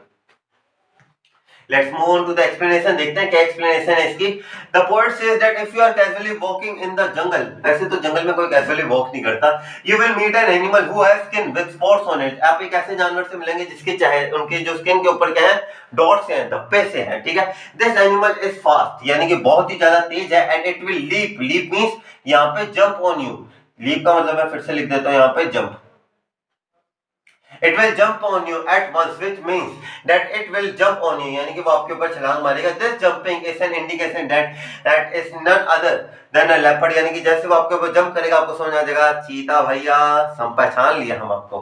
ठीक है, moreover she adds that if you will cry out in pain, कि अगर आप चिल्लाओगे कि हे भैया, हे हाय भैया बचा लीजिए हमको, तो नहीं बचावत है। ठीक है, it is not going to be of any use as it, sorry, तो ये किसी काम का नहीं होगा, as it is going to be of no use as it will keep on jumping on you, यानी कि वो आपके ऊपर छलांग मारते रहेंगे, भले ही जितने मर्जी अजय देवगन की तरह ऐसे सूर्यवंशी के अंदर ऐसे कर लो, कुछ नहीं बचा सकता आपको। So in this stanza the poet has explained the characteristic of a leopard, उन्होंने इस बार चीता की बात करी। चलते हैं स्टैंजा नंबर 4 के ऊपर। स्टैंजा नंबर 4 हमारे भालू भाई लोगों के ऊपर आया है, देखते हैं हमारे भालू भाई लोगों के बारे में क्या करते हैं बिडूरो। आगे देखते हैं स्टैंजा नंबर 4 क्या कहते हैं, इसके अंदर तो वर्ड मीनिंग सही नहीं, एक लास्ट में है। If when you walking around your yard, yard means garden. ठीक है, अगर आप अपने गार्डन के अंदर ऐसे ही गाना गा रहे हैं कि मैं तो रास्ते से जा, मैं तो मेरे गार्डन में टहल रहा था, you meet a creature there, वहां पे आपको क्रिएचर भी एनिमल, अगर वहां पे आपको जानवर दिखता है, who hugs you very hard and very hard, वो आपको ऐसे कहता है पाजी और जेठा प्रा ऐसे झप्पी पा, एकदम झप्पी पा लेते आपको, और झप्पी पाने के बाद कोई उठता तो है, कोई उठे ना उठे आप जरूर उठ जाते हैं। तो मान लीजिएगा आपका सामना हुआ है, be sure it's a bear. Okay, if you are walking around, okay if you are walking around your ward, अपने गार्डन में टहल रहे हो, यू मीट अ क्रिएचर, और वहां पे आपको एक जानवर दिखाई देता है, वो हग्स यू वेरी हार्ड, बहुत जोर से, जेठा प्रत जादू जी झप्पी पा ले यार, जादू की झप्पी देते हैं आप लोगों को। Be sure it's a bear, आप समझ जाने की एक बियर मिला आपको, कैसे। Okay, if you have any doubts I guess, अगर फिर भी अगर आपको एक जानवर तेजी से झपटे उसके बाद भी मान लेते हैं, मनुष्य ही हम, गलती हो जाती है, हमें डाउट आ जाए यार ये कौन सा जानवर है, तो he will give you just one more care, यानी कि बहुत ही प्यारे तरीके से आपको इतने टाइटली हग करेगा ना, आपका अंग अंग पहचान जाएगा कि भैया एक भालू से झप्पी खा के आया। ठीक है, if you are walking in the lawn of your house, कि अगर भैया एक तो पहली बात कहां पे आते हैं भालू, घर के गार्डन के अंदर, गार्डन होता भी किनके घर के अंदर है। ठीक है, and you meet a creature which hugs you tightly, बहुत ही तेजी से आपको एकदम टाइटली हग कर लेता है, इट इज अ बियर, वो एक भालू है। She further adds that if you are still in doubt regarding this animal, अगर मन में है अभी भी कोई गिला शिकवा, the easiest way is that he will keep hugging and touching you very gently, बहुत ही प्यारे तरीके से आपको तबाह करने की कोशिश करेंगे। This act of his will make you sure about his identity, और आपको पता चल जाएगा कि भैया आज एक भालू के बच्चे से पंगा लिया है। ठीक है, let's move on to the next stanza, that is stanza number 5, one of the second last stanza। okay, second last stanza है ये हमारा, दो टू डिस्टिंग्विश, यानी कि अगर आपको फर्क करना है, यहाँ पे बेसिकली मैं आपको इसे समझाने से पहले, क्योंकि थोड़ा सा डिफिकल्ट है थोड़ा स्टेंजा, तो आपको मैं पहले इसका थोड़ा सा मतलब पहले बता देता हूँ। यहाँ पे एक क्रोकोडाइल है और एक हाइन है। ठीक है, दोनों ही एनिमल्स हैं जिनका जो शिकार करते हैं दूसरे एनिमल्स का अपने पेट के लिए, तो ये दोनों एनिमल्स के बीच में डिफरेंशिएशन बताया गया। ठीक है, थोड़ा सा आइडिया होता है ना तो इजी रहेगा। अब देखना, अब पढ़ना इजी लगेगा थ्रू। ओके, दो to distinguish, distinguish mean differentiate करना। अगर आपको डिफरेंशिएट करना है किसके अंदर, बीस्ट ऑफ प्रे, बीस्ट का मतलब होता है एनिमल, प्रे का मतलब होता है शिकार। शिकार मीन्स जिसका हंट करना है, ठीक है, शिकार, शिकार, ठीक है, मैंने शिकार बोला, शिकारी नहीं, ठीक है। शिकारी कौन है? बीस्ट, ठीक है। तो बीस्ट ऑफ प्रे क्या होता है? प्रे का मतलब होता है शिकार, ठीक है, जैसे हम कहते हैं एनिमल का ये शिकार है, ठीक है। बीस्ट ऑफ प्रे का मतलब any animal that hunts other animal for food, जो एक एनिमल अपने पेट की भूख के लिए दूसरे एनिमल को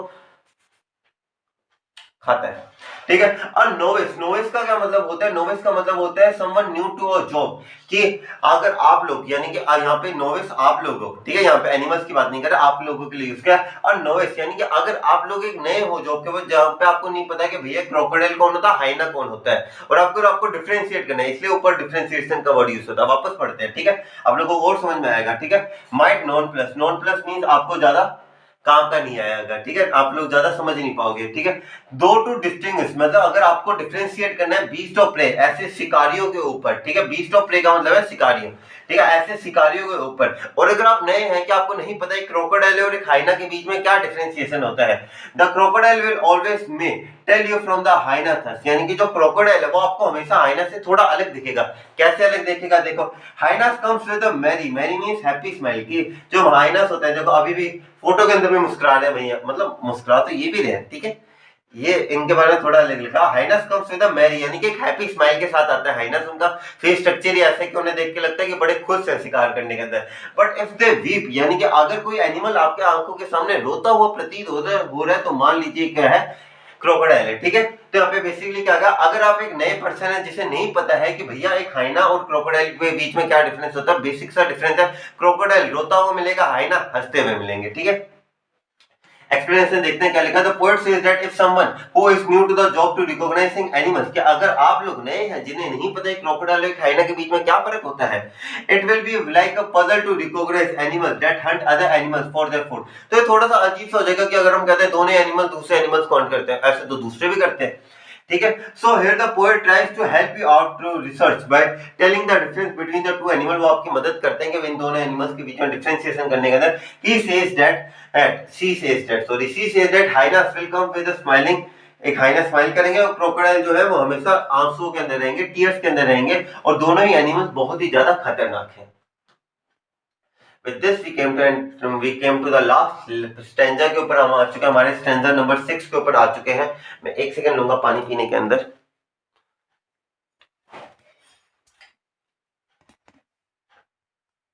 पानी भी नहीं है।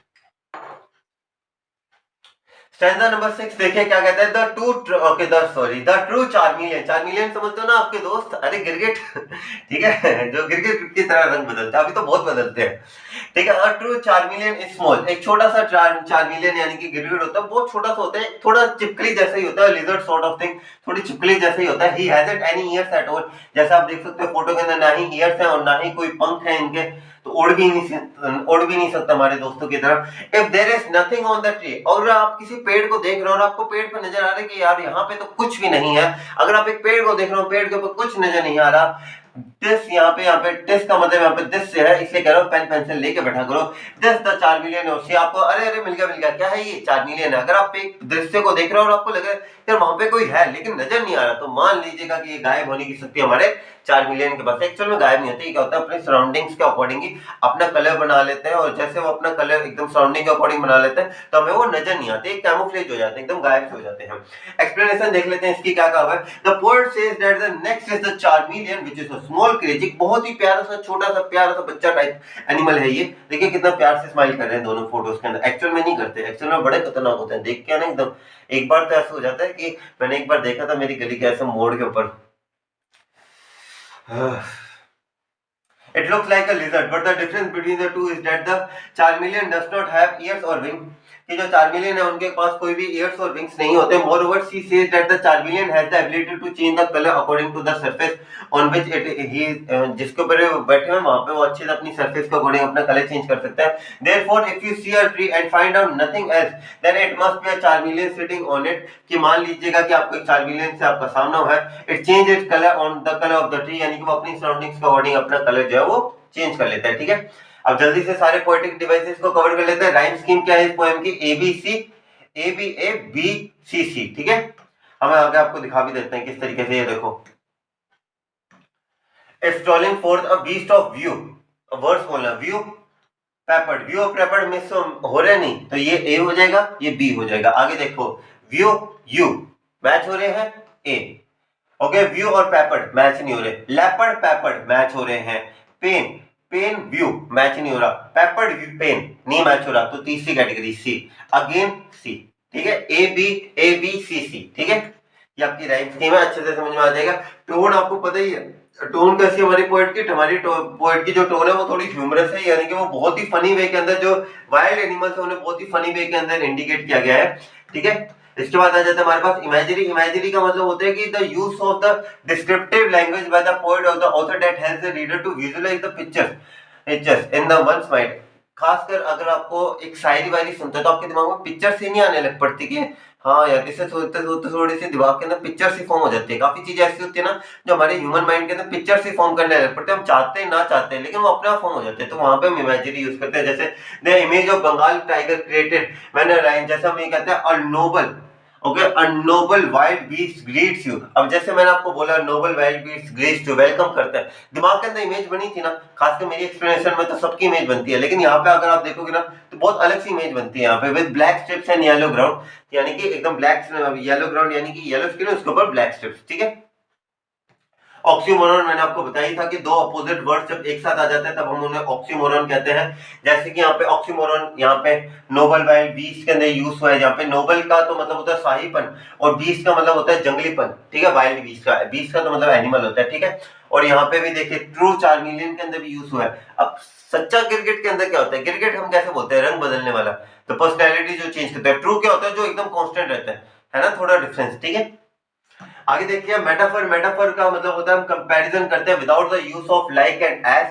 तो यहाँ पे देखिए दो चीजों के बीच में, जैसे रोल विद पेन। अब यहाँ पे क्या है, जो पेनफुल वॉइस है, जब हमने बात की थी लेपर्ड आपके ऊपर, और कोई भी अगर there is no use of roaring with pain, यानी कि आप चिल्लाने का, जब आप डर के मारे जो चिल्लाने उसका कोई असर नहीं है, तो रोल विद पेन यहाँ पे किसे रेफर कर रहे थे, painful voice is compared ironically with the roar of the leopard, कि भैया जो रोर, अब जो रोर है वो किसे रेफर कर रहा है, चीते को रेफर कर रहा है, लेकिन जो पेन है वो किसे, हमारा है, क्योंकि चीते को तो पेन नहीं होगा हमें खाने के अंदर, ठीक है। और नोबल वाइल्ड बीस्ट, सिमिलरली यहाँ पे भी जो हमारा नोबल वाइल्ड बीस्ट है, यहाँ पे भी हम कंपेयर कर रहे हैं किसे, एक क्या नाम लेते हैं, हमारे टाइगर को रॉयल शाहीपन से कंपेयर कर रहे हैं, ठीक है। इसके बाद हमारे केयर्स वाला वर्ड है, यहाँ पे भी हम केयर्स यानी कि भालू जो है वो यहाँ पे हम इसे कैसे तरीके से केयरिंग एनिमल की तरह नजर आ रहे हैं, ठीक है। एक्चुअल के अंदर तो वो मार रहे हैं, लेकिन हम इसे कैसे कंपेयर कर रहे हैं, केयरिंग पर्सन की तरह, ठीक है। एलिट्रेशन आ जाता है आपके पास। एलिट्रेशन का क्या मतलब होता है, most repetition of the same sound that is used in the beginning of the closely placed word, जैसे lap and lap again, lap lap same sound आ रहा है, roaming round, very very, novice, okay, यहाँ पे देखो novice might non plus, यहाँ पे word जो है ना कॉन्सोनेंट्स, यहाँ पे आप देखो कुछ कॉन्सोनेंट्स कुछ वोवेल्स, इनकी साउंड जो है ना बार बार आपको सुनाई देगी। फिर आ जाता है आपके पास रिपीटेशन। रिपीटेशन का मतलब होता है कि वर्ड्स का वापस, जैसे लेप एंड लेप अगेन आ गया, वेरी एंड वेरी अगेन आ गया, तो इन सारे वर्ड्स का आ जाता है। पर्सोनिफिकेशन होता है जब आप ह्यूमन एट्रीब्यूट्स दे देते हो, देखो the poetic device is used when the human qualities are given to a thing which is not human, ठीक है। जैसे इसमें तो हर एक एनिमल को ह्यूमन एट्रीब्यूट्स दिए हुए हैं, ठीक है, कि वो आता है ऐसे वेलकम करते हैं, ये सारी चीजें, तो आप अगर देखोगे ना तो यहाँ पे सबको कहीं ना कहीं क्या नाम लेते हैं, ह्यूमन एट्रीब्यूट्स दिए गए हैं, ठीक है। जैसे हमने हाइना और क्रोकोडाइल वाली बात करी जाए, क्रोकोडाइल को रोता हुआ, रोते कौन है, इंसान है, हंसता कौन है, इंसान है, ठीक है। तो ये सारी चीजें यहाँ पे बताई गई हैं। फिर आयरनी आ जाती है। आयरनी का क्या मतलब होता है, irony is a kind of व्यंग्य करना। व्यंग्य आप समझते हो ना, हिंदी तो अभी तक तो है आप लोगों के पास, तो व्यंग्य नहीं करते हम लोग की, व्यंग्यात्मक था। व्यंग्य मींस कमेंट करना किसी के ऊपर, ठीक है, कमेंटिंग टाइप की चीज है, जैसे यहाँ पे एनिमल्स के ऊपर हुआ है, ठीक है। और लास्ट आ जाता है आपके पास मेरा favourite, poetic licence. Poetic licence क्या होता है कि हम लोगों के पास तो लाइसेंस नहीं है, हम लोगों को तो करेक्ट स्पेलिंग लिखनी पड़ती है, लेकिन पोएट थोड़ी सी मैनिपुलेशन कर सकते हैं, क्योंकि उनके पास क्या होता है, पोएटिक लाइसेंस होता है। मैंने आपको अच्छे से डिटेल में सारी चीजें अच्छे से एक्सप्लेन कर दी। आई होप आप लोगों को मेरी वीडियो अच्छी लगी होगी। अगर अच्छी लगे तो चैनल को प्लीज सब्सक्राइब कर दीजिए, वीडियो को लाइक कर दीजिए, ताकि ये वीडियो ज्यादा से ज्यादा लोगों तक पहुंचे। और मैं मिलूंगा आपसे अगले वीडियो के लिए, तब तक के लिए जय हिंद गाइस। तो फिलहाल तक देखा जाए 4 पोएम डन, 4 चैप्टर्स डन। अब बारी हमारे पास 5वीं नंबर पोएम की, तो पोएम नंबर 5 द बोल पोएम एकदम बढ़िया तरीके से करेंगे। एक छोटा सा मासूम सा बच्चा जिसने खो दी अपनी प्यारी सी चीज। इमेजिन करके देखो यार, जब आपने अपनी सबसे मनपसंदीदा चीज जब खोई थी, तब कैसा दुख सा गया था ना यार। यार ये मेरी मनपसंद चीज थी, यार ये मेरी मनपसंद डॉल थी, यार ये मेरा मनपसंद बैट था, मेरे पास से दूर चला गया, मेरी मनपसंद बॉल थी। वैसे हमारे यहाँ पे एक बच्चा है जो अपनी बॉल खो चुका है। उसी बच्चे की दास्तान देखेंगे कि किस तरीके से वो बच्चा महसूस कर रहा है। बहुत ही प्यारी और बहुत ही इमोशनल पोएम है। देखेंगे इसके अंदर अंदर अच्छे से, इस पोएम को हम अच्छे से निपटाएंगे, और साथ ही साथ इस पोएम के एंड के अंदर मैं आप लोगों को इसके डिटेल्ड में जितने भी पोएटिक डिवाइसेस है वो करवाऊंगा, ताकि आप लोगों को अच्छे से, आप लोगों का एमसीक्यू उसके अंदर भी आए तो आप लोगों का एक भी नंबर मेरी वजह से तो नहीं कटने वाला है। तो इस चैनल को सब्सक्राइब और वीडियो को लाइक कर देना एंड के अंदर, अगर आपको अच्छी लगे तो प्लीज कर देना, ठीक है। Let's go the poem number 5 the ball poem.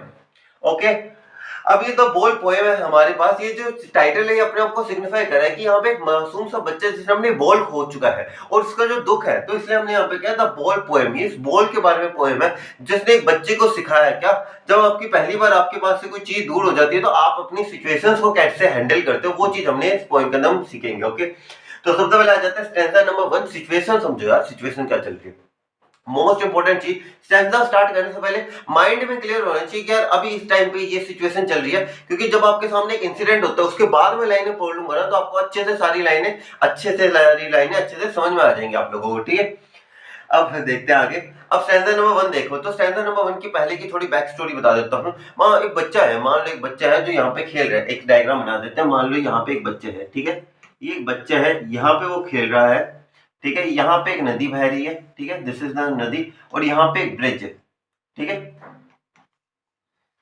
तो यहाँ पे बच्चा जो है वो अपनी बॉल के साथ खेल रहा है। तो क्या हुआ, अचानक से बॉल बाउंस कर रहा था, बॉल के साथ बाउंस कर रहा था। वो बॉल बाउंस करते करते क्या हुई, इस बच्चे के पास से छूट गई। वो बॉल बाउंस करते करते करते करते यहाँ पे जो ब्रिज के पास आई, और ब्रिज के पास आके ये नदी में आई और नदी के अंदर बह के चलेगी। अब इस पोएट इसे किस तरीके से इंडिकेट करते हैं, वो पोएट वहां पे खड़ा है और सारी चीजें देख रहा है और फिर आपको बताएगा। अब आपको पोएम बड़ी अच्छे से समझ में आएगी। देखिए, what is the boy now. What का मतलब हम क्या कहते हैं, व्हाट मींस क्या, क्या हुआ उस बच्चे के साथ यार, what happened to the boy, क्या हुआ उस बच्चे के साथ, what happened to the boy now. कौन सा बच्चा, who has lost his boy, क्या हुआ उस बच्चे के साथ जिसने अपनी बॉल को खो दिया है। What happened to the boy who has lost his boy, what, क्या क्या हुआ उसके साथ, what he is to do now. अब वो क्या करेगा बच्चा। अब यहाँ पे हम थोड़े इमेजिनेशन आप अगर स्ट्रॉन्ग करो, देखो पोएम के अंदर इमेजिनेशन स्ट्रॉन्ग करनी बहुत ज्यादा जरूरी है। तभी आपको अभी लॉन्ग टर्म के अंदर अगर बेनिफिट चाहिए तो इमेजिनेशन स्ट्रॉन्ग करो। तो यहाँ पे पोएट आके कहते हैं कि क्या हुआ उस बच्चे के साथ जिसने अपनी बॉल खो दी। अब वो बच्चा क्या करेगा जिसने अपनी बॉल खो चुकी है। What is the boy now who has lost his ball, क्या हुआ उस बच्चे के साथ जिस बच्चे ने अपनी बॉल को खो चुका है। क्या क्या क्या होगा उस बच्चे के साथ, what he is to do now. अब वो बच्चा क्या करेगा। अब यहाँ पे पोएट एंट्री होती है। आई यहाँ पे किसे रेफर कर रहे हैं, हमारे पोएट साहब को, ठीक है। तो पोएट कहते हैं आई सो इट को, मैंने देखा इट। इट यहाँ पे किसे रेफर कर रहा है, हमारी बॉल को। तो पोएट कहते हैं कि मैंने देखा है उस बॉल को जाते हुए, मैंने देखा उस बॉल को जाते हुए। Okay, I so it go, मैंने देखा उस बॉल को जाते हुए मैरीली। मैरीली का क्या मतलब होता है, happily. What do you mean by the word merrily. Merrily का वर्ड का मतलब होता है हैप्पीली, ठीक है, मैरीली हैप्पी। अब एक चीज बताओ यार, बॉल लिविंग है या नॉन लिविंग है, बॉल तो सर नॉन लिविंग है, तो मैरीली, तो बॉल क्या हैप्पी हो सकती है। तो यहाँ पे कौन सा आ गया, पर्सोनिफिकेशन आ गया। लास्ट में करवाऊंगा, लेकिन इन बिटवीन द चैप्टर भी है ना, ताकि आप लोगों का थोड़ा इंटरेस्ट बना रहे कि लिटरेरी डिवाइसेस भी बहुत ज्यादा इंपॉर्टेंट होते हैं यार, 3-4 नंबर में आते हैं सीबीएसई बोर्ड के अंदर, ठीक है।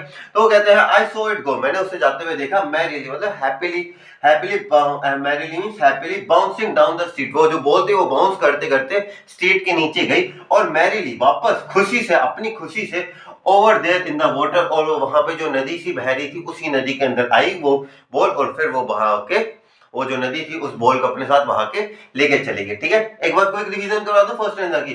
क्या, अब मैं थोड़े हिंदी में बोलूंगा तो आपको समझ आ जाएगा। व्हाट का मतलब क्या, क्या हुआ उस बॉय के साथ जिसने अपनी बॉल को खो दिया। Who has lost his ball, क्या, अब क्या करेगा वो लड़का, what is to do now, अब वो क्या करेगा। अब पोएट का एंट्री होती है। पोएट कहता है मैंने देखा है, आई सो इट गो, मैंने देखा है उस बॉल को जाते हुए। किस तरीके से गई बॉल, पहले बाउंस करते करते नीचे आई down the street, merrily bouncing down the street. उसके बाद क्या हुआ, बाउंस करते करते नदी में गई, merrily over there in the water, और पानी के अंदर वो बह के चली गई, ठीक है। अब इसका थोड़ा एक बार स्टैंजा वाइज देख लेते हैं, तो आपको आपको आंसर फ्रेमिंग के अंदर बहुत ज्यादा मदद मिलती है स्टैंजा वाइज एक्सप्लेनेशन से। देखिए, the poet is talking about a boy who has lost his ball. The poet है हमारे, बात कर रहे हैं एक ऐसे लड़के के बारे में जिसने खो चुके हैं अपनी ball. He wants to know about him and his reactions. वो जानना चाहते हैं कि अब ये बच्चा कैसे डील करेगा। यार, छोटा सा बच्चा, जीवन में पहली बार इस बच्चे ने अपनी कोई चीज उससे अलग हुई है, एक चीज जिससे उसका इमोशनल अटैचमेंट है, पहली बार हो गया। कैसे वो इस लॉस को बियर आउट करेगा, कैसे सहेगा वो इस लॉस को, ये जानने का था पोएट को। Because he has lost his ball, अपनी बॉल को वो खो चुका है। Further he asked to himself that what this boy will do after losing his ball. बाद में वो सोचते हैं ये लड़का क्या करेगा। अब सोचने वाले बात है, अब ये लड़का क्या करेगा यार, इसकी तो सबसे एक प्यारी चीज जो थी इसके पास तो चली गई, अब ये लड़का क्या करेगा। Okay, the poet has seen the ball going away from the boy. और जो पोएट था वो तो साक्षी था, उसने तो सारी चीजें अच्छे से देखी थी कि हाँ ये बॉल ऐसे ऐसे गई, पानी के अंदर गई, फिर बह के चली गई, सारी चीजें उस पोएट ने देखी थी। He says that the boy was cheerfully jumping up and down in the street. This means that when the ball skipped from the boy's hand, it went into the street and later on it went into the nearby river। और वहां पे वो बह के चली गई। ठीक है, first stanza complete. I hope आप लोगों को समझ में आ रहा होगा, कोई भी दिक्कत नहीं आ रही होगी आप लोगों को। ठीक है, अब ऐसी सिचुएशन में सोच के देखो, अब वो बच्चा है, उसकी बॉल चली गई, तो वहां पे अगर कोई बच्चा रो रहा था तो हम क्या कहते हैं, क्या मान लो कोई बच्चा वो कहते हैं कि मेरे क्या नाम लेते हैं, जैसे कोई भी चीज मान लो कि हाँ, जैसे मान लो कि बच्चा है, उसके जूते फट गए तो वो वहां पे रो रहा है, तो आसपास के लोग आके क्या कहेंगे, कोई बात नहीं बेटा, दूसरे जूते आ जाएंगे, कोई बात नहीं, ये बोलेंगे ना, दूसरे जूते आ जाएंगे, आ जाएंगे। ठीक है, ऐसे। अब यहाँ पे थोड़े से बॉय के साथ इंडिकेशन देखो, ये बच्चा परेशान है, कोई आके क्या कहेगा, अरे कोई बात नहीं बेटा, दूसरी बॉल आ जाएगी। अब बच्चा क्या समझेगा, अरे भैया बॉल तो दूसरी आ जाएगी, क्या उस बॉल के साथ जो मेरी फीलिंग्स थी क्या वो वापस आएंगी, वो तो चली गई, उस वहां मेरी जो फीलिंग्स थी उस बॉल के साथ वो तो चली गई। अब इसे थोड़ा रियल लाइफ में थोड़ा इंडिकेशन दो, तो यानी कि आप इसे कह सकते हो द योर लव्ड वंस, आपके जो लव्ड वंस है वो आपके पास से जब चले जाते हैं तो उनके साथ साथ आपके साथ जो उनकी यादें होती है ना वो उनके साथ साथ चली जाती है। ठीक है, यहाँ पे जो पोएट है ये इसी को बच्चे के थ्रू एक इंडिकेशन देना चाहता है, the losing of your loved ones from you, तो उसकी क्या फीलिंग होती है वो यहाँ पे बताना चाहते हैं। स्टार्ट करते हैं स्टैंजा नंबर 2 को। ठीक है, ऐसे ही सिनेरियो था। ठीक है, ये हार्बर यानी कि एक ब्रिज था जिसके अंदर से हमारी ये जो बॉल थी वो यहाँ पे बह के चली गई।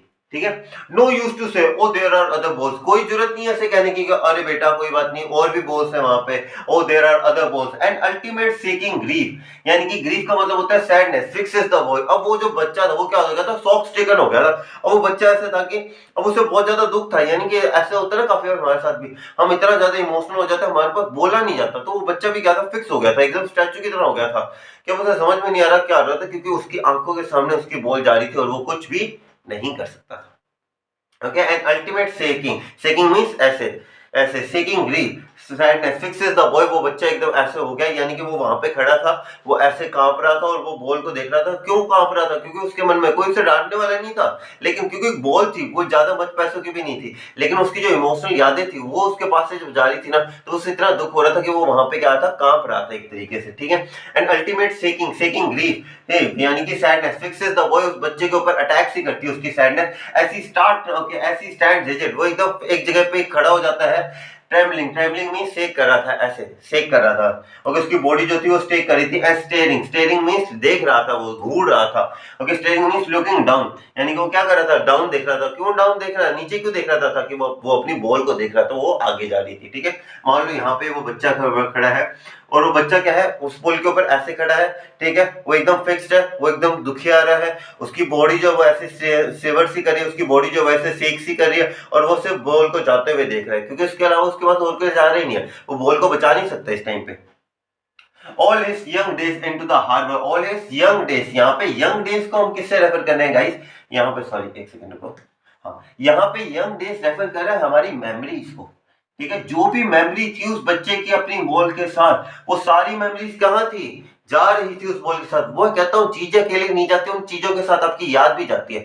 जैसे एक चैप्टर आएगा आपके क्लास 12 के अंदर, तो जब आप किसी पुरानी चीज को देखते हो, मान लो कि आप अपनी क्लास 9th का कोई भी एक चैप्टर निकाल लो। ठीक है, आप जैसे क्लास 9th का अगर मैं आपको कोई भी एक चैप्टर का नाम लेता हूँ, जैसे एक आपको एक चैप्टर का नाम ले लेते हैं क्लास 9th के अंदर, ऐसे तो मैंने सारे क्लास 9th के चैप्टर कराए, नाम अभी याद नहीं आ रहा। क्लास 9th का चैप्टर मान लो आप, एक सेकंड दो अभी बता देता हूँ, अभी मुझे याद बहुत सारे हैं चैप्टर्स। क्लास 9th के अंदर आपका एक चैप्टर आया था, कौन सा चैप्टर था? हाँ, एक वो रोबोट वाला चैप्टर आया था, ठीक है। आई गेस क्या नाम था, इफ वी वर यू, ऐसे था कुछ चैप्टर, मुझे अभी नाम करेक्टली याद नहीं आ रहा है, एक सेकंड रुको।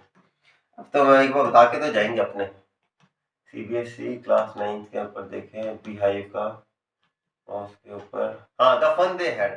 अब जैसे हमने नाम लेता हूँ सडनली मैं इसका,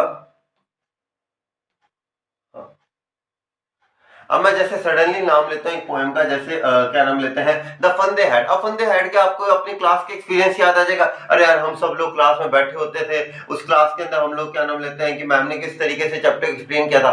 वो मेमोरीज आपके दिमाग में क्यों आई? जैसे आप फन दे हैड की बुक देखोगे, क्योंकि वो मेमोरी आपकी उस बुक्स के अंदर स्टोर थी। जैसे आपने उसके आपके जो भी रेफरेंसेस थे, जो भी आइडिया थे, वो आपके सबके दिमाग में आ गए थे अचानक से कि अरे हाँ इस तरीके से था, फन दे हैड के अंदर हमारे टीचर ने ऐसे। लेकिन अगर मान लो मैं बुक ही वो आपसे छीन लो और आपको भी उस बुक से वापस देखो ही ना, क्या आपको वो सारी चीजें याद आएंगी?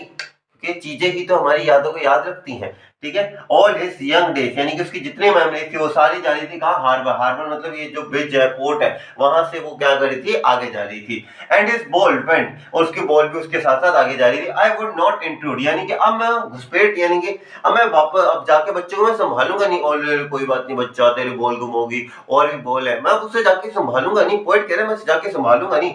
I will not intrude on him, यानी कि मैं उस बच्चे को जाके नहीं संभालने वाला। अ डेम, और डिम यहाँ पे डाइम का मतलब एक करेंसी है 10 सेंट यूएस करेंसी के, यानी कि जो बॉल थी वो 10 सेंट की थी, ज्यादा बड़ी बॉल नहीं थी। Okay, another ball is worthless, यानी कि वो कह रहे हैं कि अगर मैं उस बच्चे को कहूंगा कि बेटा कोई बात नहीं 10 रुपए की, यहाँ पे 10 सेंट मान लो 10 रुपए की, 10 रुपए की एक और बॉल आ जाएगी, उसके साथ खेल लेना, कोई बात नहीं। अगर मैं ये बात बोलूंगा ना उस बच्चे के लिए, उस बच्चे को ज्यादा असर नहीं पड़ेगा। क्यों? क्योंकि वो बॉल जो है, बॉल तो आ जाएगी दूसरी, लेकिन वो यादें है ना, वो यादें नहीं आएंगी, ठीक है। Is worthless, now he senses his first responsibility, और अब उसे अपनी जिम्मेदारियों का एहसास हो जाता है। रिस्पांसिबिलिटी मींस जिम्मेदारी। अब उस बच्चे को जिम्मेदारी का एहसास होता है, यार बॉल चलेगी, जिम्मेदारी। अब बच्चे को पता चल रहा है कि यार ये मेरी जिम्मेदारी थी, ये बॉल, ये चीजें मेरे पास, ये चीजें मुझे बिलोंग करती थी, और मैंने मेरी चीज को, मेरी केयरलेस कारण के कारण मैंने इन चीजों को खो दिया। मेरी सारी मेमोरीज अब उन बॉल्स के साथ आगे बह चुकी हैं, अब मैं उन मेमोरीज को याद नहीं कर सकता। एक बार डिटेल एक्सप्लेनेशन देख लेते हैं क्या कहते हैं हमारे पास। The poet says that there is no benefit of consoling the boy by saying that he will get another ball because he has other balls too, यानी कि ये जरूरत नहीं है कि बॉल ले लो, कोई बात नहीं बच्चा, तो जो दूसरी बॉल मिल जाएगी, कोई जरूरत नहीं ऐसी चीजें कहने का। He says so because the boy is feeling very sad, कि बच्चे को बहुत बुरा लग रहा है। क्यों बुरा लग रहा है यार?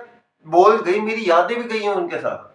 Because all his memories of childhood days went down the harbor with the boat, यानी कि उस पुल के नीचे से सारी की सारी यादें भी खत्म होती जा रही हैं। As the poet says that the boy is very sad as the ball which has gone into the water remind him of those sweet memories of the time when he owned it, यानी कि बच्चे के दिमाग के अंदर कितनी सारी खूबसूरत मेमोरीज होगी, उसके क्या पता पेरेंट्स ने उसे गिफ्ट करी हो, किस तरीके से वो खेलता था अपने दोस्तों के साथ उस बॉल के साथ, कैसे उसका मजा आता था उस बॉल के साथ। कभी और होता है कि जैसे मैं मेरा पर्सनल एक्सपीरियंस बताऊं, मुझे मेरा जो क्रिकेट का बैट है ना, मैंने आज भी संभाल के रखा, मुझे बहुत ज्यादा प्यारा है। भले वो आधा टूट फूट चुका, लेकिन वो जो बैट था ना, मैं जब भी बैटिंग करने जाता था ना कभी भी, तो मैं उस बैट को बोलता था कि बैट यार एक बार मुझे सिक्स दिलवा दे। मतलब इस तरीके से बच्चों में बचपना होता ही है, तो मैं कहता था सिक्स करवा दे। और वो मतलब इतना प्यारा था ना मेरा बैट, वो मुझे इतने ज्यादा इमोशनल है ना उस बैट के साथ कि मुझे जैसे मेरा बैट में आता है ना, हाँ देखता हूँ ना, मुझे सारी चीजें याद आ जाती हैं कि हाँ इस तरीके से होता है, इस तरीके से होता था। लेकिन मान लो अगर आज वो बैट ना हो तो मुझे वो सारी चीजें याद आएंगी। मैं आपको रेफरेंस भी देता मेरे बैट का, लेकिन अब मुझे दिखता है, मेरे पास ही पड़ा रहता है मेरा बैट, तो मुझे दिखता है कि हाँ यार सारी यादें याद आ जाती हैं। This loss is unbearable, unbearable मतलब सहने, मतलब सहन भी नहीं कर सकते, इतना खतरनाक दर्द होता है ये। ओके, फॉर हम, जैसे हमारे लिए अगर आप इसे कोई चीज से ना इंडिकेट करो तो आप इसे अपने पेरेंट्स से इंडिकेट कर सकते हैं। अगर आपके पेरेंट्स आपके से दूर चले जाए फिर ग्रीफ स्टिकन हो जाओगे ना, वैसे एक प्यारी सी चीज यहाँ पे आप समझ सकते हैं, ठीक है। And he is grief स्टिकन, grief स्टिकन means वो अभी शॉक्स, मतलब स्टिकन मींस एकदम भरा हुआ है, दुख से भरा हुआ है वो। Okay, the poet says that he can not even tell the boy to take some money for from him in order to buy another ball, यानी कि वो ये भी नहीं कह रहा कि मेरे पास से 10 रुपए ले ले दूसरी बॉल ना भैया ना। He says so because the new ball will not bring the sense of belongingness to the boy, यानी कि वो यादें तो नहीं दिलवा पाएंगे ना बॉल। बॉल से तो कोई बात नहीं, बॉल तो हजारों आ जाएंगे, लेकिन क्या वो बॉल जिसके साथ यादें थी वो वापस आ जाएंगी? यादें वापस नहीं आती। But the poet says that the time has come for the boy to learn the responsibility of taking care of his thing, यानी कि अपनी अब केयरलेस वाली बातों को भूल जाओ बॉस, अब चीजों की केयर करने के बारे में सोचो, चीजों को संभालो, ये तुम्हारी जिम्मेदारियां थी, इन सारी चीजों को समझो, अपनी जिम्मेदारियों को समझो। लास्ट स्टेंजा के ऊपर आ जाता है हमारा स्टेंजा नंबर 3, क्या कहते हैं? इन द वर्ल्ड ऑफ पोसेशंस, यानी कि ये जो मोह माया भरी दुनिया है जहाँ पे मनी फेम ये सारी चीजें, पोसेशंस मीन संपत्ति, जैसे मैंने कहा भैया money can not buy you happiness, in the similar way तो हमारी जो संपत्ति है, धन संपत्ति, ठीक है, जिसके प्रति आज सारी की सारी दुनिया जो है वो एक तरीके से पागल है कि पैसा चाहिए, सबको पैसा चाहिए, ठीक है। People will take balls balls, okay, people will take balls balls will be lost, यानी कि लोग बॉल खरीदते जाएंगे, बॉल घुमाते जाएंगे। अगर हम ऐसे कर देते हैं तो उससे क्या होगा, क्या उस बॉल की अहमियत होगी, चली जाएगी ना। काफी बार एक भगवान भी हमेशा एक चीज कहते हैं कि जैसे एक चीज थी कि क्या नाम लेते हैं कि एक बड़ा अच्छा इंसिडेंट था कि एक बार कृष्ण भगवान से पूछा कि आप तो महाभारत होने ही नहीं देते, आप तो 2 मिनट में युद्ध खत्म करवा देते, लेकिन फिर भी आपने इतना लंबा युद्ध क्यों चलने दिया, इतने लोगों की क्यों पीड़ा, मतलब इतने लोगों को क्या नाम लेते हैं, इतने लोगों को क्यों बलिदान देना पड़ा। तो कृष्ण भगवान ने एक बड़ी अच्छी सी चीज की थी। कृष्ण भगवान कहते हैं कि अगर ये सारी चीजें, अगर यहाँ पे धर्म की स्थापना मैं बहुत आसानी से कर देता तो मनुष्य को कीमत नहीं होती। तो अगर अब जो मनुष्य है इसे कीमत कब होगी इन सारी चीजों की, जब इस मनुष्य को कीमत तभी होगी जब वो इन सारी चीजों के प्रति स्ट्रगल करेगा। अब जो बच्चा है ये स्ट्रगल करेगा। अगर हम इसे कह देते हैं कि भाई कोई बात नहीं, दूसरी बोले, बच्चा मान जाता तो वो क्या कहता, बोल तो वेस्ट थी, क्या वो मेमोरीज बनाता ना। अब उसके मन में मेमोरीज हैं, क्यों, क्योंकि उसने वो पीड़ा सह रहा है। अगर वो पीड़ा ही ना सहे, अगर वो स्ट्रगल ही ना करे तो क्या उसके मन में होगा। अब ऐसे अब दूसरे सिनेरियो, बोल गई, दूसरी बोले, ये बोल गई, एक और बोले, यादें कहाँ बनी, कोई मेमोरीज बनी, कोई यादें नहीं बनी।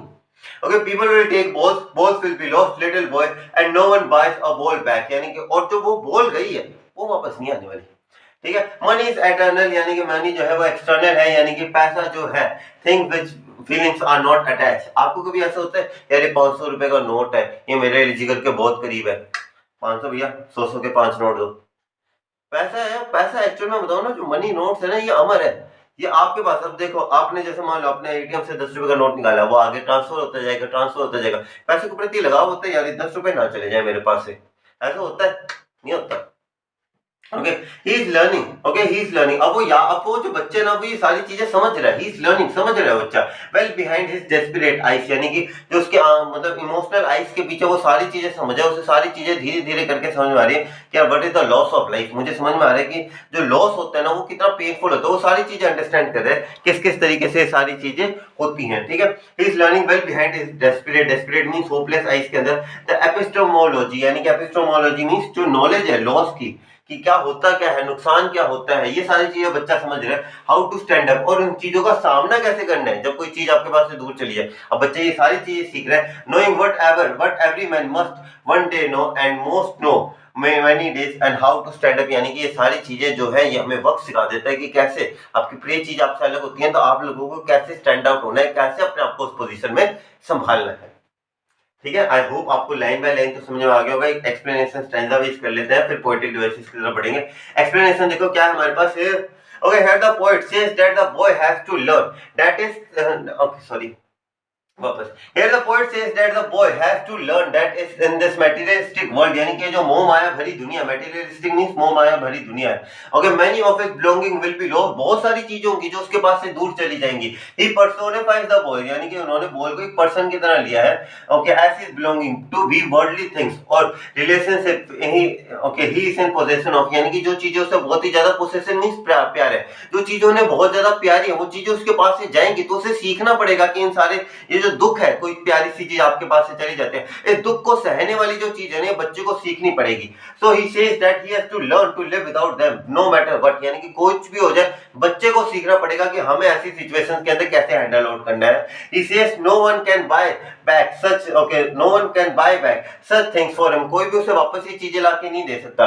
The poet said so because according to him money can not buy you everything, money can not buy you everything, यार मनी सारी चीजें आपको नहीं दे सकती। If it does not buy you some materialistic things still it will not be able to buy the sense of belongingness, यानी कि आप पैसे से जो मर्जी चीजें खरीद सकते हो लेकिन रिश्ते नहीं खरीद सकते, भावनाओं को नहीं खरीद सकते पैसों से। He says that the boy is learning how to stand up against the senses of lost thing, यानी कि बच्चे को सीखना पड़ेगा कि अगर उसके पास कोई चीज है, उसकी प्रिय चीज है, वो उससे दूर चली जाती है तो उस दुख को कैसे सहन करे, ये बच्चे को सीखना पड़ेगा। This means that the boy is trying to learn the real truth of life, which states that you have to accept the mysteries, mysteries mean जो भी लाइफ की परेशानी है उन्हें आपको सहना पड़ेगा एंड स्टैंड अप अगेन, यानी कि फिर से खड़ा होना पड़ेगा। लाइफ में बहुत तकलीफें आएंगी आप लोगों पर, फिर से करो, फिर से लड़ो उन तकलीफों के प्रति। Okay, this is the truth which everyone has to learn in his or her life. हर एक व्यक्ति को अपने जीवन के अंदर ये सच्चाइयों को से लड़ना पड़ता है. This harsh truth of standing up against the old mysteries of life that everyone has to bear. जितनी भी परेशानियां हमारी लाइफ की है उन सब से हम सब लोगों को लड़ना होगा और इसी लड़ाई के अंदर हम सबको सीखना पड़ेगा कि कैसे गिरते हैं हम बहुत बार, ठीक है, लेकिन हमें फिर से क्या होगा, खड़ा होना पड़ेगा. ठीक है, let's move on to the poetic devices. जल्दी से सारे पोएटिक डिवाइसेस करवा देता हूँ. राइम स्कीम क्या है? There is no rhyme scheme. क्या बात है?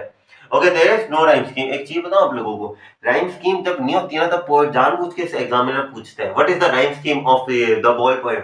अब बच्चा सोचेगा क्या होगी, A B A B B C. No rhyme scheme. ठीक है, जिनकी नहीं होती ना उनके तो खास कर पूछते हैं. ठीक है, तो ये अच्छे से याद रखना. ठीक है, सिंबोलिज्म मींस कोई एक पर्टिकुलर चीज किसी और चीज को सिग्निफाई कर रही है. जैसे यहाँ पे हमने बॉल का भी देखा, बॉल किसे सिग्निफाई करे, हमारे ह्यूमन इमोशंस को भी सिग्निफाई करें, सेंस ऑफ बिलोंगिंगनेस, इन सारी चीजों को सिग्निफाई करें. And the use of the symbols to get the signify the idea of giving them, यानी कि सिंबॉलिक मीनिंग की जैसे यहाँ पे जो बॉल है उसे हमने बॉय की जो पास्ट मेमोरीज थी इन सब के लिए यूज किया. The loss of the boy is symbolic to the loss of boy's innocence, यानी कि जो बॉय की जितनी भी फीलिंग्स है ना बिलोंगिंगनेस, उनके प्रति हमने सिंबॉलिज्म को यूज किया है. आगे देखते हैं, तीसरा आ जाता है हमारे पास metaphor. Metaphor is the comparison of two things without the use of like and as. अगर लाइक और एस का इस्तेमाल करते हैं तो वो क्या बन जाता है, तो वो सिमिली बन जाता है. लेकिन यहाँ पे मेटाफर है. ठीक है, जैसे all his young days in the harbour where his ball went. अब यहाँ पे ऑल हिज यंग डेज, यहाँ पे यंग डेज जो है ये किससे रेफर कर रहे हैं, ये किससे कंपेयर हो रहे हैं, यंग डेज. ये यंग डेज रेफर हो रहे हैं उसकी बचपन की यादों से. ठीक है, the poet uses a metaphor to draw the comparison of the lost ball and the loss of boy's childhood. ठीक है, बॉल भी लॉस्ट होगी और यहाँ पे कंपैरिजन किसके बीच में हो गया, लॉस्ट बॉल और लॉस्ट बॉय के चाइल्डहुड के बीच में. ठीक है, एलिट्रेशन आप सब लोगों को बहुत ही ज्यादा रिपीटेड है. एलिट्रेशन, तो एलिट्रेशन क्या होता है, सेम साउंड का ना. जैसे ऐसे यहाँ पे इन the poem the face what यहाँ पे डब्ल्यू, बाइस अ बॉल बैक बी. यहाँ पे अगर आप देखोगे यहाँ पे डब्ल्यू की साउंड, बी की साउंड यहाँ पे क्या प्रोमिनेंट है. ठीक है, बार बार सुनाई दे रही है. रिपीटेशन कोई भी वर्ड्स का बार बार आना, जैसे वट बहुत बार आया, वट आया था एक बार. ठीक है, और द पोएट बॉल को बहुत सारी जगह इस्तेमाल किया है बॉल को. ठीक है, यहाँ पे वट कहाँ, ये रहा वट भी रिपीट हुआ है. ठीक है, एंजाइममेंट का तो मतलब आप लोगों को पता ही होगा, एक लाइन से दूसरी लाइन के ऊपर जंप करना, okay, without using any punctuation marks, वो हर जगह होता है. ठीक है, let's move on to the seventh आता है आपके पास ट्रांसफर एपिथेट. ये बहुत ज्यादा इंपॉर्टेंट है बॉस. क्या होता है देखो, this poetic device is used when an emotion is attributed to a non living thing, यानी कि कोई नॉन लिविंग थिंग को हम क्या नाम लेते हैं, उससे कुछ इमोशंस को जोड़ देते हैं after being displaced from a person. जो पर्सन से वो अलग हो जाती है. जैसे हमने बॉल को देखा कि जो बॉल थी वो क्या हो रही थी, अलग हो रही थी उस टाइम के ऊपर. अब यहाँ पे देखा आपको एक याद आएगा, एक डेस्परेट आइस. ठीक है, एक वर्ड था इसके अंदर. ठीक है, जैसे डेस्परेट आइस के बारे में इन्होंने बात करी है. It is not that the eyes of the boy are sad but the boy itself is sad. ये that is his eyes are expressing his emotion on his face, यानी कि कोई अलग सी चीज कोई दूसरी चीज को रिप्रेजेंट करे. उसके आइज किसको रिप्रेजेंट करे, उसके इमोशंस को. ठीक है, ये सारे आपके थे, आपके सारे पोएटिक डिवाइसेस. आई होप आप लोगों को अच्छे से सारी चीजें अच्छे से समझ में आई होंगी. अगर अच्छे से आई है तो चैनल को सब्सक्राइब, वीडियो को लाइक कर दीजिएगा.